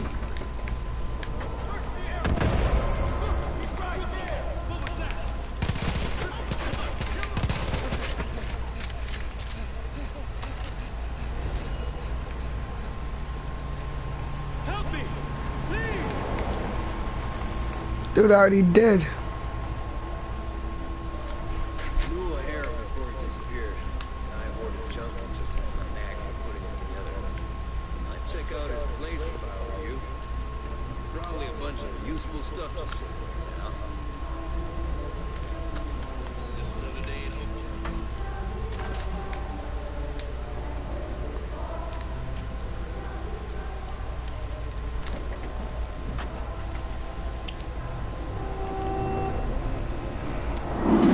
Today, the third police officer who answered the call on January 6th has died by suicide. Officer Gunther Hashida, who joined the D.C. Metro Police in 2003, was found at his apartment on Thursday, and we honor the work he and his fellow officers did when the country needed him most. Same cannot be said for Wisconsin Senator and serial insurrection minimizer Ron Johnson, who is at it again. This time, according to video obtained by the Washington Post, he's insinuating the FBI knew more about the attack than we know, which is odd considering he's on record downplaying the attack itself. His comments came after a local political event over the weekend. He says in part, and I quote, "So you think the FBI had fully infiltrated the militias in Michigan, and they don't know squat about what was happening on January 6th or what was happening with these groups?" I'd say there's way more to the story. Just one of a number of things tonight to talk about with Connecticut Democratic Senator Chris Murphy. Senator Murphy, thanks for being with us. For a sitting U.S. Senator to suggest that about the FBI and the insurrection, what is he doing? Is there a strategy here? I mean, listen, unfortunately, it's par for the course. Senator Johnson has been trading in these conspiracy theories for years now, and there are many who are unfortunately willing to follow him. There's a crowd inside the Republican Party that is dominant right now that believes might makes right. That if you are acting in service of the leader of your party, Donald Trump, then all the rules go out the window. Anything that you do is justified, including violence. So you are going to continue to see Republicans try to justify what happened on January 6th. You're going to see them try to explain it away because many of them have made the decision that they are willing to do everything and anything, including enable mob violence in order to try to maintain power. That's really dangerous for our democracy. Right now, it is the minority of Americans that take that tact. But if more people follow the lead of my colleague and others, that potentially spells doom for the American experiment. I mean, Senator Johnson was the Republican chairman of the Homeland Security Committee. It's not as if he's like a crank who's just gotten to Congress. Do you think he believes these things? Is it just to appeal to some of his voters and stay in power? So I do think that many of my colleagues in the Senate, Republicans, not maybe the majority of the caucus, but a sizable group of Republicans in the Senate believe in this anti-Donald Trump deep state. They do believe that there is some kind of cabal or conspiracy at work and was at work for 4 years to try to undermine Donald Trump's presidency. And when they hear potential conspiracy theories about the complicity of law enforcement in January 6th, I guess it sort of speaks to that narrative. That deep state narrative is still very much alive amongst Republicans in Congress, unfortunately. I want to read something that you tweeted recently. You said, so a few months ago, my workplace was ransacked by a violent mob that wanted to kill us. People died. The place was trashed. Now a bunch of my coworkers are acting like it didn't happen, which is weird. It makes me wonder whether they might have been in on it. Am I paranoid? End quote. Do you think the majority of your Republican colleagues want a full and accurate accounting of what happened? Of course I died, because that was dumb as hell by me. I think there are you could have gone up there, but you really try to be cute. Want a full and accurate accounting because they know in the end the story will come right back to them. That there is no way to tell the story of January 6th without holding accountable Republicans who created this impression that Congress could stop the election of Joe Biden. All of those people came to that Capitol on that day because they were under the belief, led to that belief, not just by Donald Trump, but by many Republicans in the House and the Senate, that they could stop the votes from being counted. That wasn't true, but it almost came true. They were seconds away from grabbing the electoral ballot box in the United States Senate, which would have practically interrupted that count. And they were there because Donald Trump asked them to be there. They were also there because Republicans in Congress asked them to be there. And I just don't think that a lot of those same Republicans want to be held accountable. I want to ask you about it. Guess who's back? Alright, let's do this properly. Oops. Well, already fucking up. $550 billion bill, the biggest bipartisan investment in infrastructure in the history of the country. It looks Let's like we can do get this a vote later this right. week. We're going to process a bunch of amendments, many of which will be offered by Republicans to try to make the bill better or different. And so we're hopeful that by the end of this week, we will make good on the promise that Joe Biden made to the electorate, that Republicans and Democrats can still come together to do big things. Now, $500 billion won't be enough, and so we will have to come right back and pass a second bill that will involve all sorts of investments in human infrastructure, tax cuts for poor people and folks in the middle class, increased help for child care and home care. So we're going to have to do two different bills to get the Biden agenda to the finish line. But it is important, and it speaks to the strength of Joe Biden, that the first bill is going to be sizable, and it's going to likely happen this week with a lot of conservative Republicans supporting it. Senator Murphy, I appreciate it. Thank you. Over the weekend, House Republican leader Kevin McCarthy told what his office said was a joke about House Speaker Nancy Pelosi. Democrats not amused. Reaction when we return. Ladies and gentlemen, the dollar bill just leveled up. I give you the future of commerce, presenting an ATM that converts cash into crypto instantaneously. No lengthy logins, money transfers, waiting periods, just one simple transaction.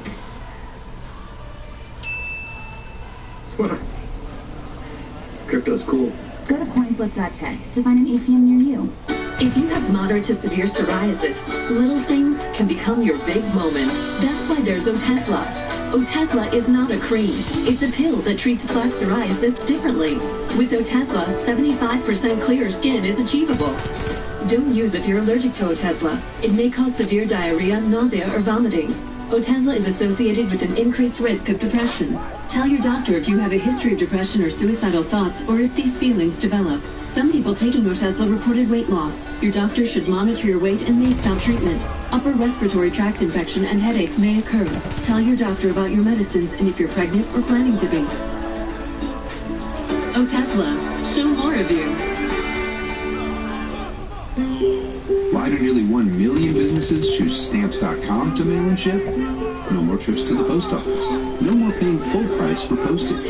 And great rates from USPS and UPS. Mail letters. Ship packages. Anytime, anywhere. For less. A lot less. Get our special TV offer. A 4-week trial plus postage and a digital scale. Go to Stamps.com/offer and never go to the post office again. Man, sad dummies. We gave new ZQL Pure Z's restorative herbal sleep to people who were tired of being tired. I've never slept like this before. I've never woken up like this before. I feel like doing things. And then doing other things after those things. It's hard to explain. I'm just back. What is even in this? Clinically studied plant-based ingredients, passion flower, valerian root, and hops. I felt really good. New ZQL Pure Z's restorative herbal sleep. Did you know that your fabrics trap more than just odors? They also trap bacteria. Better get new Febreze Fabric Antimicrobial. Its water-based formula penetrates fabrics to kill 99.9% of bacteria, and it eliminates odors. Spray it on your furniture, your rugs, your clothes. Wherever bacteria and odors hide. You can even sanitize your car seats. For a deeper clean and a freshness you'll love, try new Febreze Fabric Antimicrobial. Kill the Colts drunk up moose.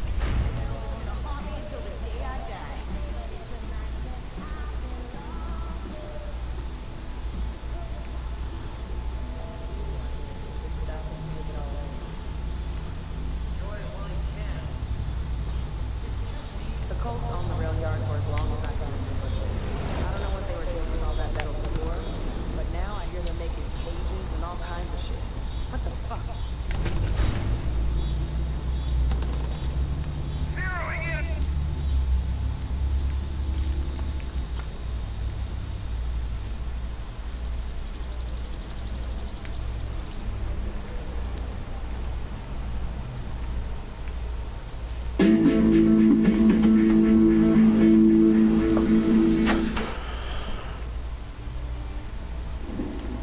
The White House is saying tonight it tried, but could not find a legal justification for extending the federal eviction moratorium, but said it isn't giving up. Press Secretary Jen Psaki said that President Biden would have, in her words, strongly supported efforts by the CDC to extend the moratorium, but the Supreme Court ruled new legislation would have to be passed to make that possible. Several progressive members of Congress have been camped out on the steps of the Capitol since Friday, trying to bring attention to the problem. Joining me now, one of their colleagues, Congressman Hakeem Jeffries, the chair of the House Democratic Caucus. Chairman Jeffries, appreciate you being back on. What, if anything, is the House realistically going to be able to do about evictions, or are you now looking at the White House? Well, we're scheduled to convene tomorrow and have a conversation with the Secretary of the Treasury, Janet Yellen, and I think we're focused and unified around the need for the states and localities to get the more than $40 billion in relief that we allocated in the American Rescue Plan out to landlords and tenants so we can resolve this eviction crisis decisively. And that's what we hope occurs over the next few days. That's the most important thing that can take place. I mean, the lapse in the eviction moratorium obviously would disproportionately impact communities of color, lower-income residents. You recently signed on a bill with Congresswoman Maxine Waters to extend the moratorium to December 31st. It was blocked by Republicans. Even if you were somehow to get it passed, though, in the House, does it look like it could ever get 60 votes needed to pass in the Senate? It appears that it's very unlikely that the Senate will be able to move on extending the moratorium. The Republicans, of course, blocked it in the House. They're likely to do the same thing in the Senate, where at least 10 Republican senators would have to support that extension. And so I think it's critical, one, that every state governor exercise their discretion to extend out the eviction moratorium, which has been the case here in New York, where Governor Cuomo has extended it through the end of the month. And that will have to be revisited when August 31st arrives. But Anderson, I don't want the point to be lost that in the American Rescue Plan, we allocated almost $50 billion. Who the heck is shooting at me? Provide relief so that tenants can have their back rent paid so that landlords can receive that income and that no one in America has to confront eviction. And what has occurred is that in excess of $40 billion of that relief remains with local governments and in gubernatorial offices across the country. Why is that? That's unacceptable. Well, I think the Biden administration, one, is putting the pressure on the states and localities to do something about that. Janet Yellen, I think, is taking the lead. The White House had a press conference earlier today to make it clear that this was an unacceptable thing. And I think all across the country, you've got members of the House who are raising their voices in their respective states to try to turn this situation around. Because, I mean, if the money, I mean, it's $40 billion, how would that change the issue right now if that money was gotten out?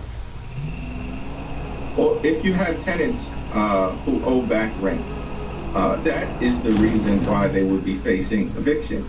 The money now exists across the various states and localities for that back rent to be covered so that no tenant finds themselves in a situation where they confront eviction. That was the whole purpose of allocating a substantial amount of money.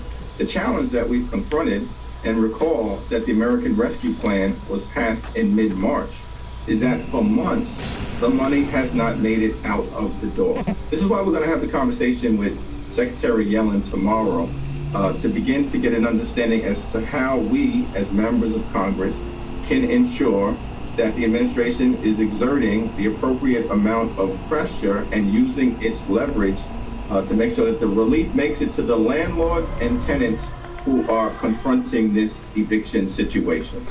You know, there are those who will argue, look, there are many landlords in America, not just wealthy real estate magnates, citizens who, have a apartment here or there, or a building. What's people, I mean, people whose livelihoods depend on rental income for properties that they own. I mean, can you keep pushing? I mean, how long can there be, an eviction moratorium in this country? Well, we're in the middle of a public health crisis. The Delta variant is accelerating like wildfire in many parts of the country. Part of the reason why you don't want hundreds of thousands of people, if not more, to be evicted and put out on the streets is that situation can contribute to the public health crisis getting worse at the very time and moment when we need to deal with it decisively. This is one of the reasons why we think that the CDC may actually have the authority, given this current situation, to extend out the moratorium, and I'm pleased that they are going to evaluate that to see whether they've got the ability to do it, given the change in circumstances. But it's all hands on deck, Anderson, and we're going to continue to make sure that we do what's necessary to provide the assistance to the American people to crush this virus, make it through this storm, and supercharge the economy in every single zip code. Chairman Jeffries, I appreciate it. Thank you. Coming up next, Congressman Kevin McCarthy's office is calling a joke about the Speaker of the House. Others are calling something far less flattering, and they need someone in his position as the House's top Republican who would be Speaker himself. 3,000 years, 6 epic conflicts, the most coveted city in the world, Jerusalem, city of faith and fury. Sundays at 10, only on CNN. Our mission here at CNN, the news comes first. You really work as hard as you can, getting your backs through this critically important. Come on, let's go, let's go, let's go. States and around the world. Welcome to the Situation Room. We have great people. What's up, man? I'm deleting you. He's deleting us. No. Oh, hey, who's this guy? No, guys, we're the perfect profile pictures, right? I mean, that's why I don't need you anymore. Join the monastery? Well, I saw this kind of people, they're dog-friendly monastery. No, guys, Come on, man. Wow. I mean, that's Come on, you guys. The dating app designed to be deleted. Did you know that every single flush brings odors onto your soft surfaces? Then they get released back into the air, so you smell them later. Ew, right? That's why Febreze created Small Spaces. Press firmly and watch it get to work. Unlike the leading comb, Small Spaces continuously eliminates odors in the air and on surfaces, so they don't come back for 45 days. Just imagine what it can do with other odors. Arby spends one winter in Scottsdale. Are you fucking serious? Chili limes this, and Southwest chicken avocado wraps that, and we're into bold flavors now. So, Arby. Both gonna die because I ran out of fucking bullets. Hi. Happy anniversary. For what? Every year you're with us, you get $50 towards your home deductible. It's a policy perk for being a farmer's cop. Really? Do I have to do anything? Oh, my damn trap. Nothing. Nothing? Nothing. That really is something. You get a whole lot of something with farmer's policy perks. See ya. May I have a balloon too? Sure. Your parents have maintained a farmer's home policy for 12 consecutive months, right? We are farmers. Bum, bum, bum, bum, bum, bum.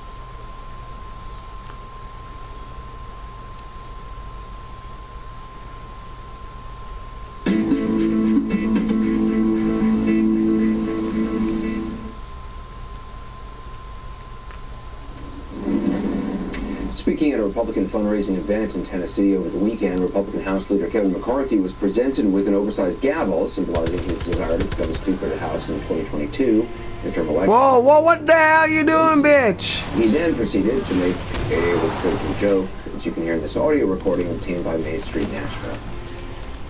Please, what are you doing? Oh my God, chick. What the hell are you doing? What is wrong with you, girl?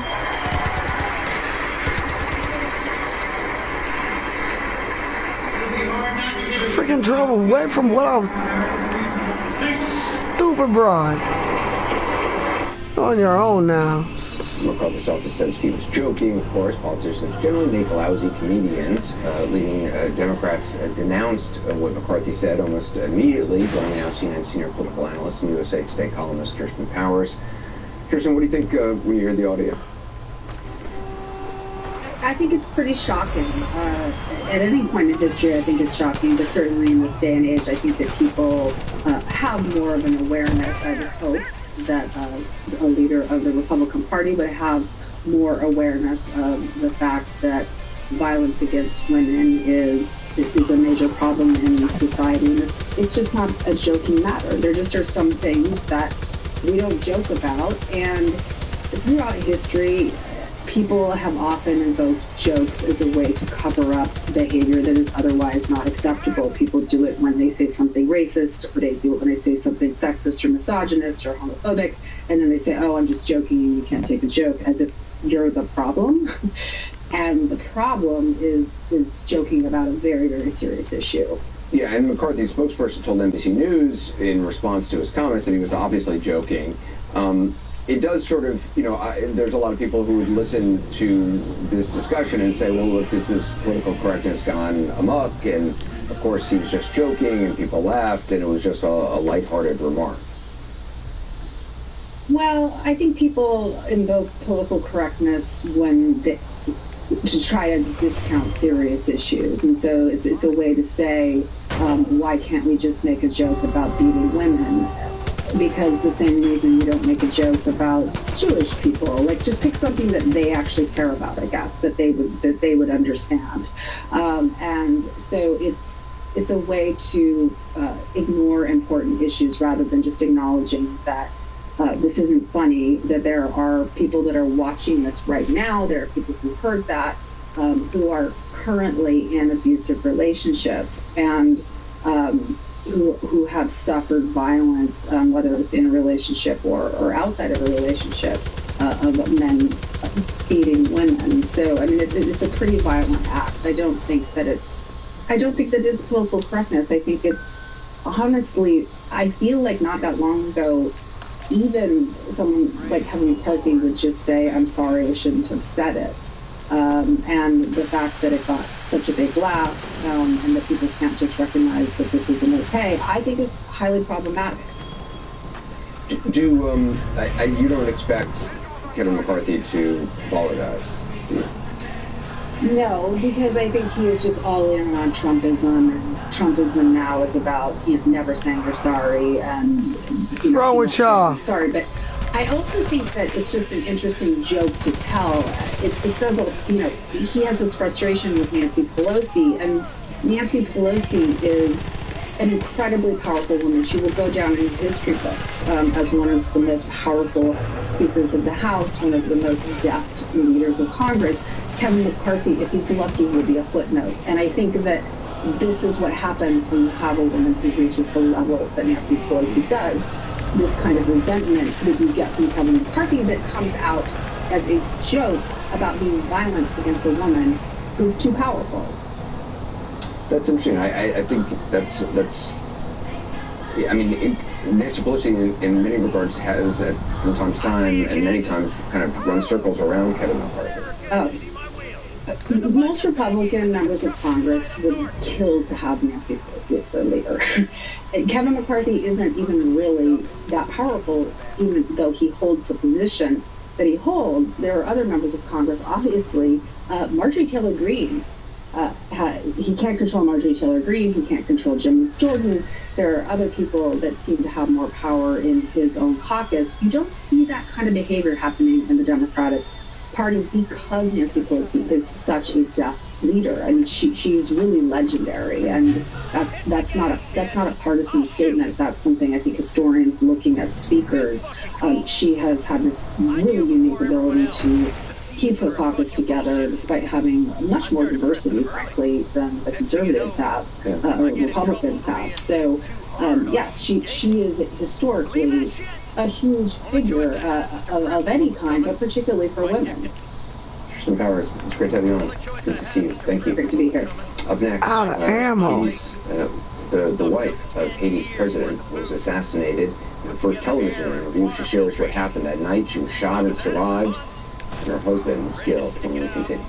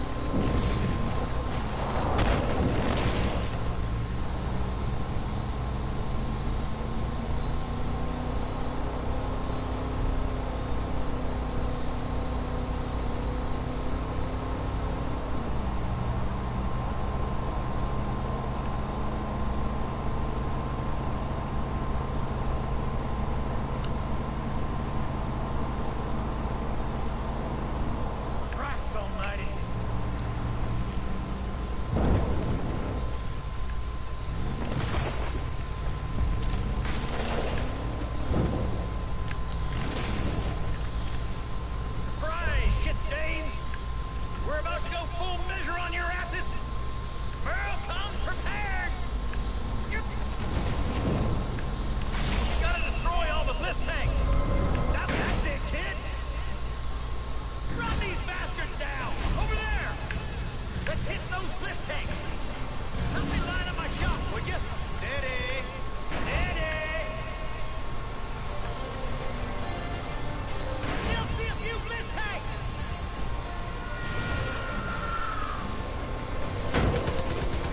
All the peggy grab assing you do here, you can forget it.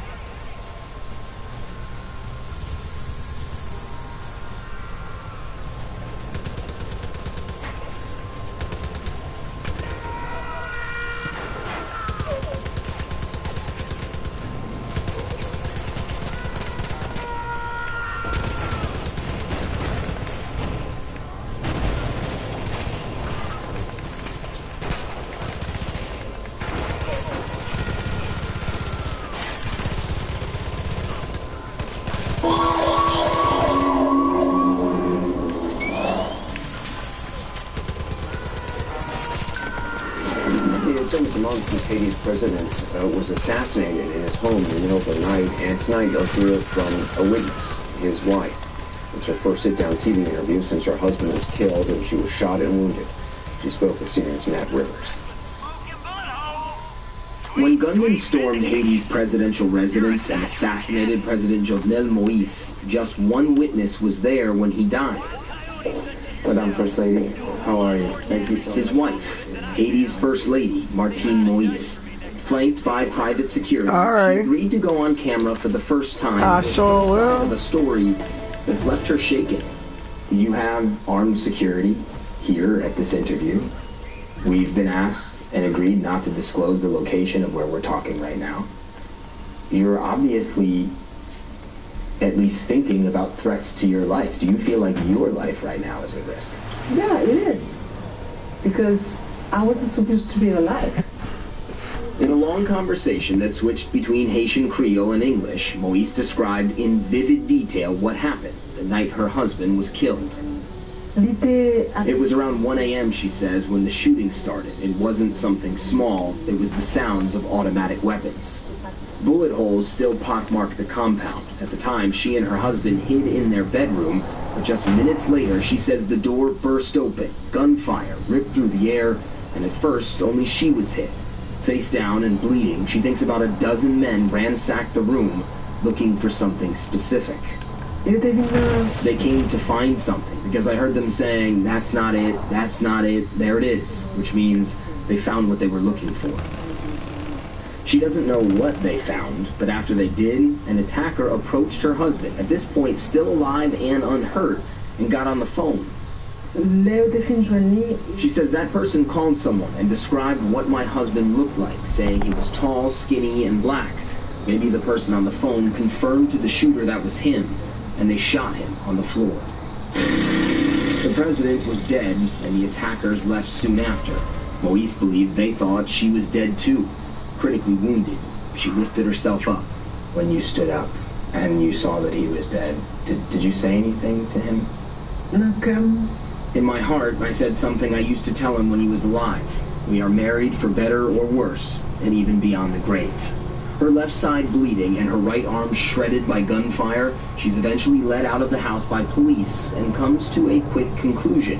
The dozens of security guards normally on hand to protect the president either let the attackers in or they abandoned their posts. No.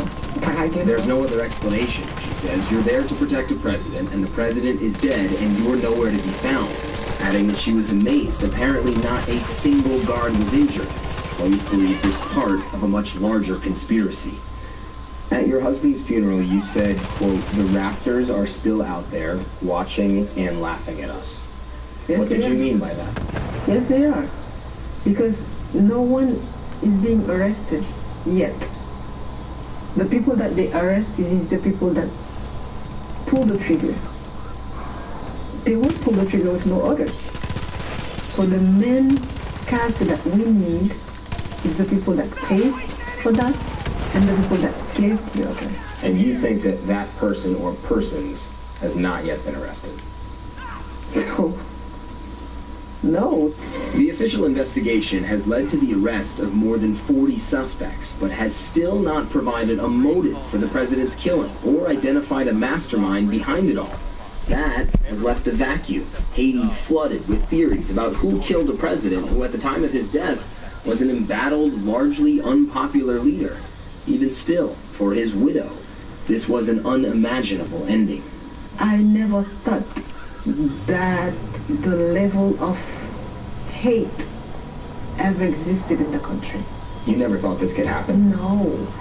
Because your husband did have a lot of enemies. Yes, he did. But I didn't know that they hated that much to kill him. Now Rivers joins us. Now, does the First Lady have any confidence that the investigation will lead to who orchestrated this whole thing?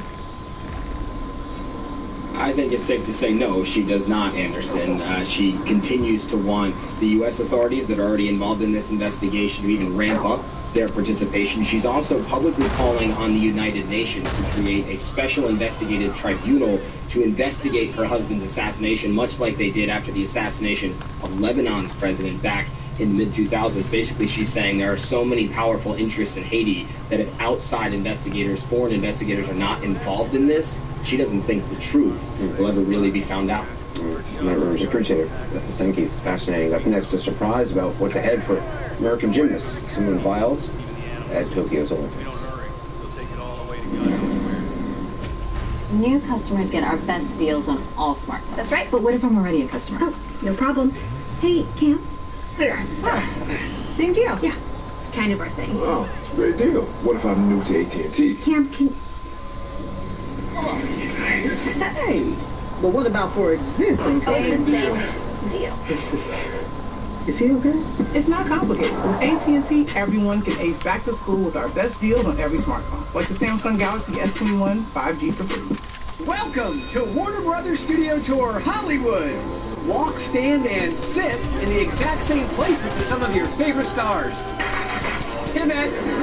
Pivot! Warner Brothers Studio Tour Hollywood. Buy your tickets today!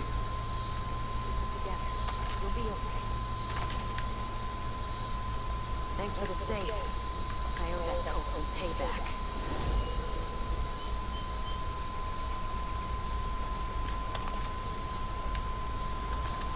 More people are joining us in this fight. I think we're really making a difference. We stole some shit from the Peggies and stashed it in the supports of the rail bridge. It's a bitch to get to, but you got a grappling hook. There's some good stuff waiting for you.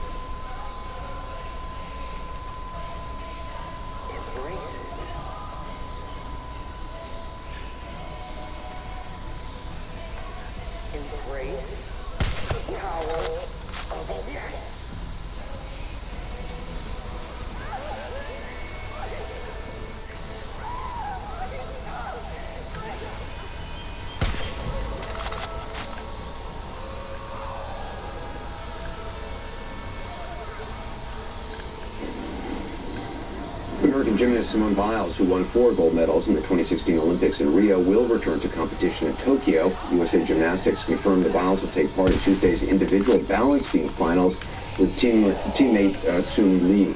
This after withdrawing from the women's team finals last week, citing mental health concerns. Biles also withdrew from 4 individual finals in this year's games. The 24-year-old is one of the most celebrated American Olympians in recent years, and we certainly wish her well tomorrow. The news continues. Let's hand it over to Chris for Cornell Prime Time. Chris? I mean, listen, you gotta be a little worried about it, though, right, Coop? I mean, she's gotten a lot of pressure on her. There has been some real beautiful understanding about that health is health, pain is pain. I just hope that she's doing this on her own terms and that everything's okay. Yeah, the pressure's just got to be so intense. Yeah, but, this is not any other sport. I've learned a lot about gymnastics. As you know, we got the little one does gymnastics. A friend of mine owns gyms on Long Island. You can't be spinning around and doing all the things that they do and not be locked in 100%. Yeah. You know what I mean? It's not like just being another football player or playing, this is about as deadly as it gets. Yeah. So we'll see what happens. It's good news for us. I hope it's good news for her. Anderson, have a great night, brother. Thanks, Chris. I'm Chris Cuomo. Welcome to the Primetime COVID Command Center. We're going to be tracking this variant and our movements all the way through, better or worse. And we start the week with good news. There's been a steady rise in the pace of vaccinations recently. Take a look at your screen, especially in states that have been lagging the most. Now, that's the best part of it, okay? The states lagging most are stepping it up the most. Great. 7-day daily average of new people getting vaccinated is over 400,000 in the last week. But we're paying the price for waiting so long. Deaths have increased more than 25% in the last 7 days. That's not going to stop anytime soon. The average daily count of new cases of 44%. Not going to stop. The one to watch, hospitalizations. Okay? Remember, capacity. Do we have the capacity? It's going to be a big theme tonight. A lot of people in the healthcare sector are very worried with this 41% rise week over week because they don't have the beds. The 5 states faring the worst with the most new cases per capita, all in the southeast. Alabama, Arkansas, Florida, Mississippi, Louisiana. Louisiana expects to reach its highest level of hospitalizations in the pandemic tomorrow, okay? They are up 189% in the last 2 weeks. 11,000 new cases over the weekend. Almost 2,000 hospitalized. That's their biggest concern. We have the governor coming up. 1 in 5 new cases in America, however, 20% in Florida. Last time I checked, not 20% of the population. So they are outgrowing in terms of cases. Why? Florida broke 21,000 new cases on Friday, the state's highest one-day total since the start of the pandemic. Think about that. All 3 variants are competing in Florida. That state is the first to see 4 strains of the virus thrive. Again, why? Take a look at the reality. Miami Beach this morning, a year and a half into the pandemic. You know what that is? A line to get tested. They're waiting to get tested because they're freaking out. There are cases all over the place. Hospitals in South Florida are filling up with a record-breaking number of patients. This is August 2021. We should not be here. We shouldn't have been there the first time. We certainly shouldn't be there again. And also, every state is going to be an examination of leadership when you have bad numbers. The big-name leaders aren't exactly owning the situation here. You got Republican Governor Ron DeSantis. He's the one who started the Don't Fauci Florida campaign. Now you got this pop in cases. You're going to be held to account. All right? You needed people to get vaccinated. You made a mockery of the man behind the vaccine. Now here you are. Then he barred schools in his state from mandating that children wear masks. Will that be seen as a smart move by the people there? And as things go the wrong way, he's been on his way out of state, fundraising. Time to stay home, especially when you have guys like this. Not DeSantis, he's the governor. This guy, filling the void, the top RNC official in Florida. This guy has been comparing the Biden administration's vaccine efforts to Nazi-era brown shirts. I mean, come on with this crap. Our friends at K-File found this. Peter Eamon is the guy's name. On his blog the other week, he wrote stupidly, the Biden brown shirts are beginning to show up at private homes questioning vaccine papers. Look, not only is it not true, I mean, when are they going to stop? with this type of just ugliness? And when will DeSantis, because this is his state, but Republicans in general, leadership, not just say, I don't agree with that, not just say that's wrong, say, he shouldn't say it. Shut up, Beeman. That's what they should be saying. You need to hear it. Now, and it's not one and done with this guy either. In May, he called vaccines a mark of the beast, and it wasn't a throwaway. He was making a reference to a symbol from the biblical book of Revelations showing allegiance to Satan. How do you know? Thursday, he attacked the CDC for its new mask guidance for the vaccinated. Here was his language. Quote, the wolves want control and power. As for me and my house, we will fight them. Look, on one level, there is no cure for what ails this guy. But some of the misinformation is opportunistic. And that opportunity was provided by the CDC. Now listen to me for a second, all right? We need data so there is less room for toxic spin. You say we're changing masks and you don't tell people why. You're opening yourself up to this opportunistic spin. Not this brown shirt BS that this guy was saying, but just people questioning, okay? Now that we're all worried about the vaccinated getting the variant, what the new word in our vocabulary, right? Breakthrough cases. We need to know the numbers. They should have come out with the numbers right away, if they have them. It's part of the problem. Is there a pure count nationwide of the number of breakthrough cases vaccinated who get sick? I don't think so. But the CDC does say more than 99.99% of the fully vaccinated have not had a breakthrough case resulting in hospitalization or death. Okay, that's what the vaccine's supposed to do. Keep you from dying if you get this virus. But hospitalization and death isn't everything. Cases matter too, and it must matter to the CDC, right? Because they jumped on the Cape Cod cluster. There are only a few severe cases, but there was a lot of sickness. They changed their guidance after that. So clearly, cases matter no matter the severity. Give us the number. According to new research from Kaiser Family Foundation, January to July, the rate of breakthrough cases, again, vaccinated who get sick, of any kind, reported to states is below 1%. Raises a question for me, maybe for you. Is the reporting sufficient? How does it work? How many people are getting these viruses and don't know they have it? And yet, the information that matters most is the messaging that removes hesitancy about the vax. Now, distinguish between hesitancy and resistance, right? Too much of the resistance is either being an anti-vaxxer, forget it, or I'm not doing it because it's a show of strength. That's going to be tough to fix also.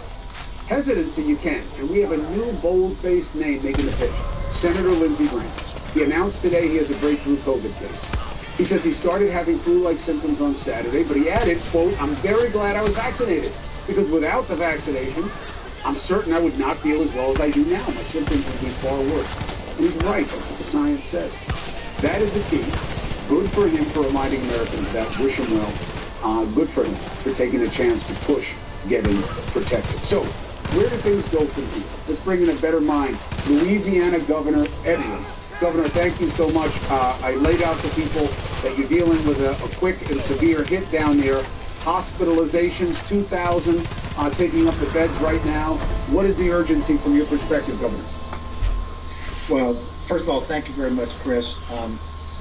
The urgency is that we have the highest case growth rate in the country, and the second place state is quite a ways behind us. That's not a distinction that we're proud of.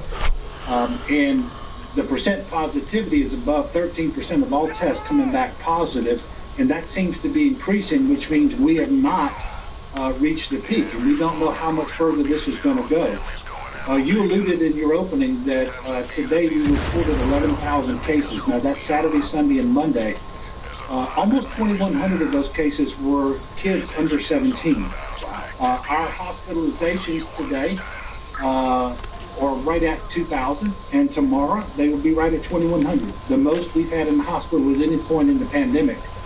And yes, this is largely, but not exclusively, a surge among the unvaccinated. About 90% of the people in the hospital with COVID today in Louisiana are unvaccinated. And so we've got a lot of work to do. We've got to get more people vaccinated. There is good news on that front. We've actually had about a 5-fold increase over the last couple of weeks in the number of shots being administered every day.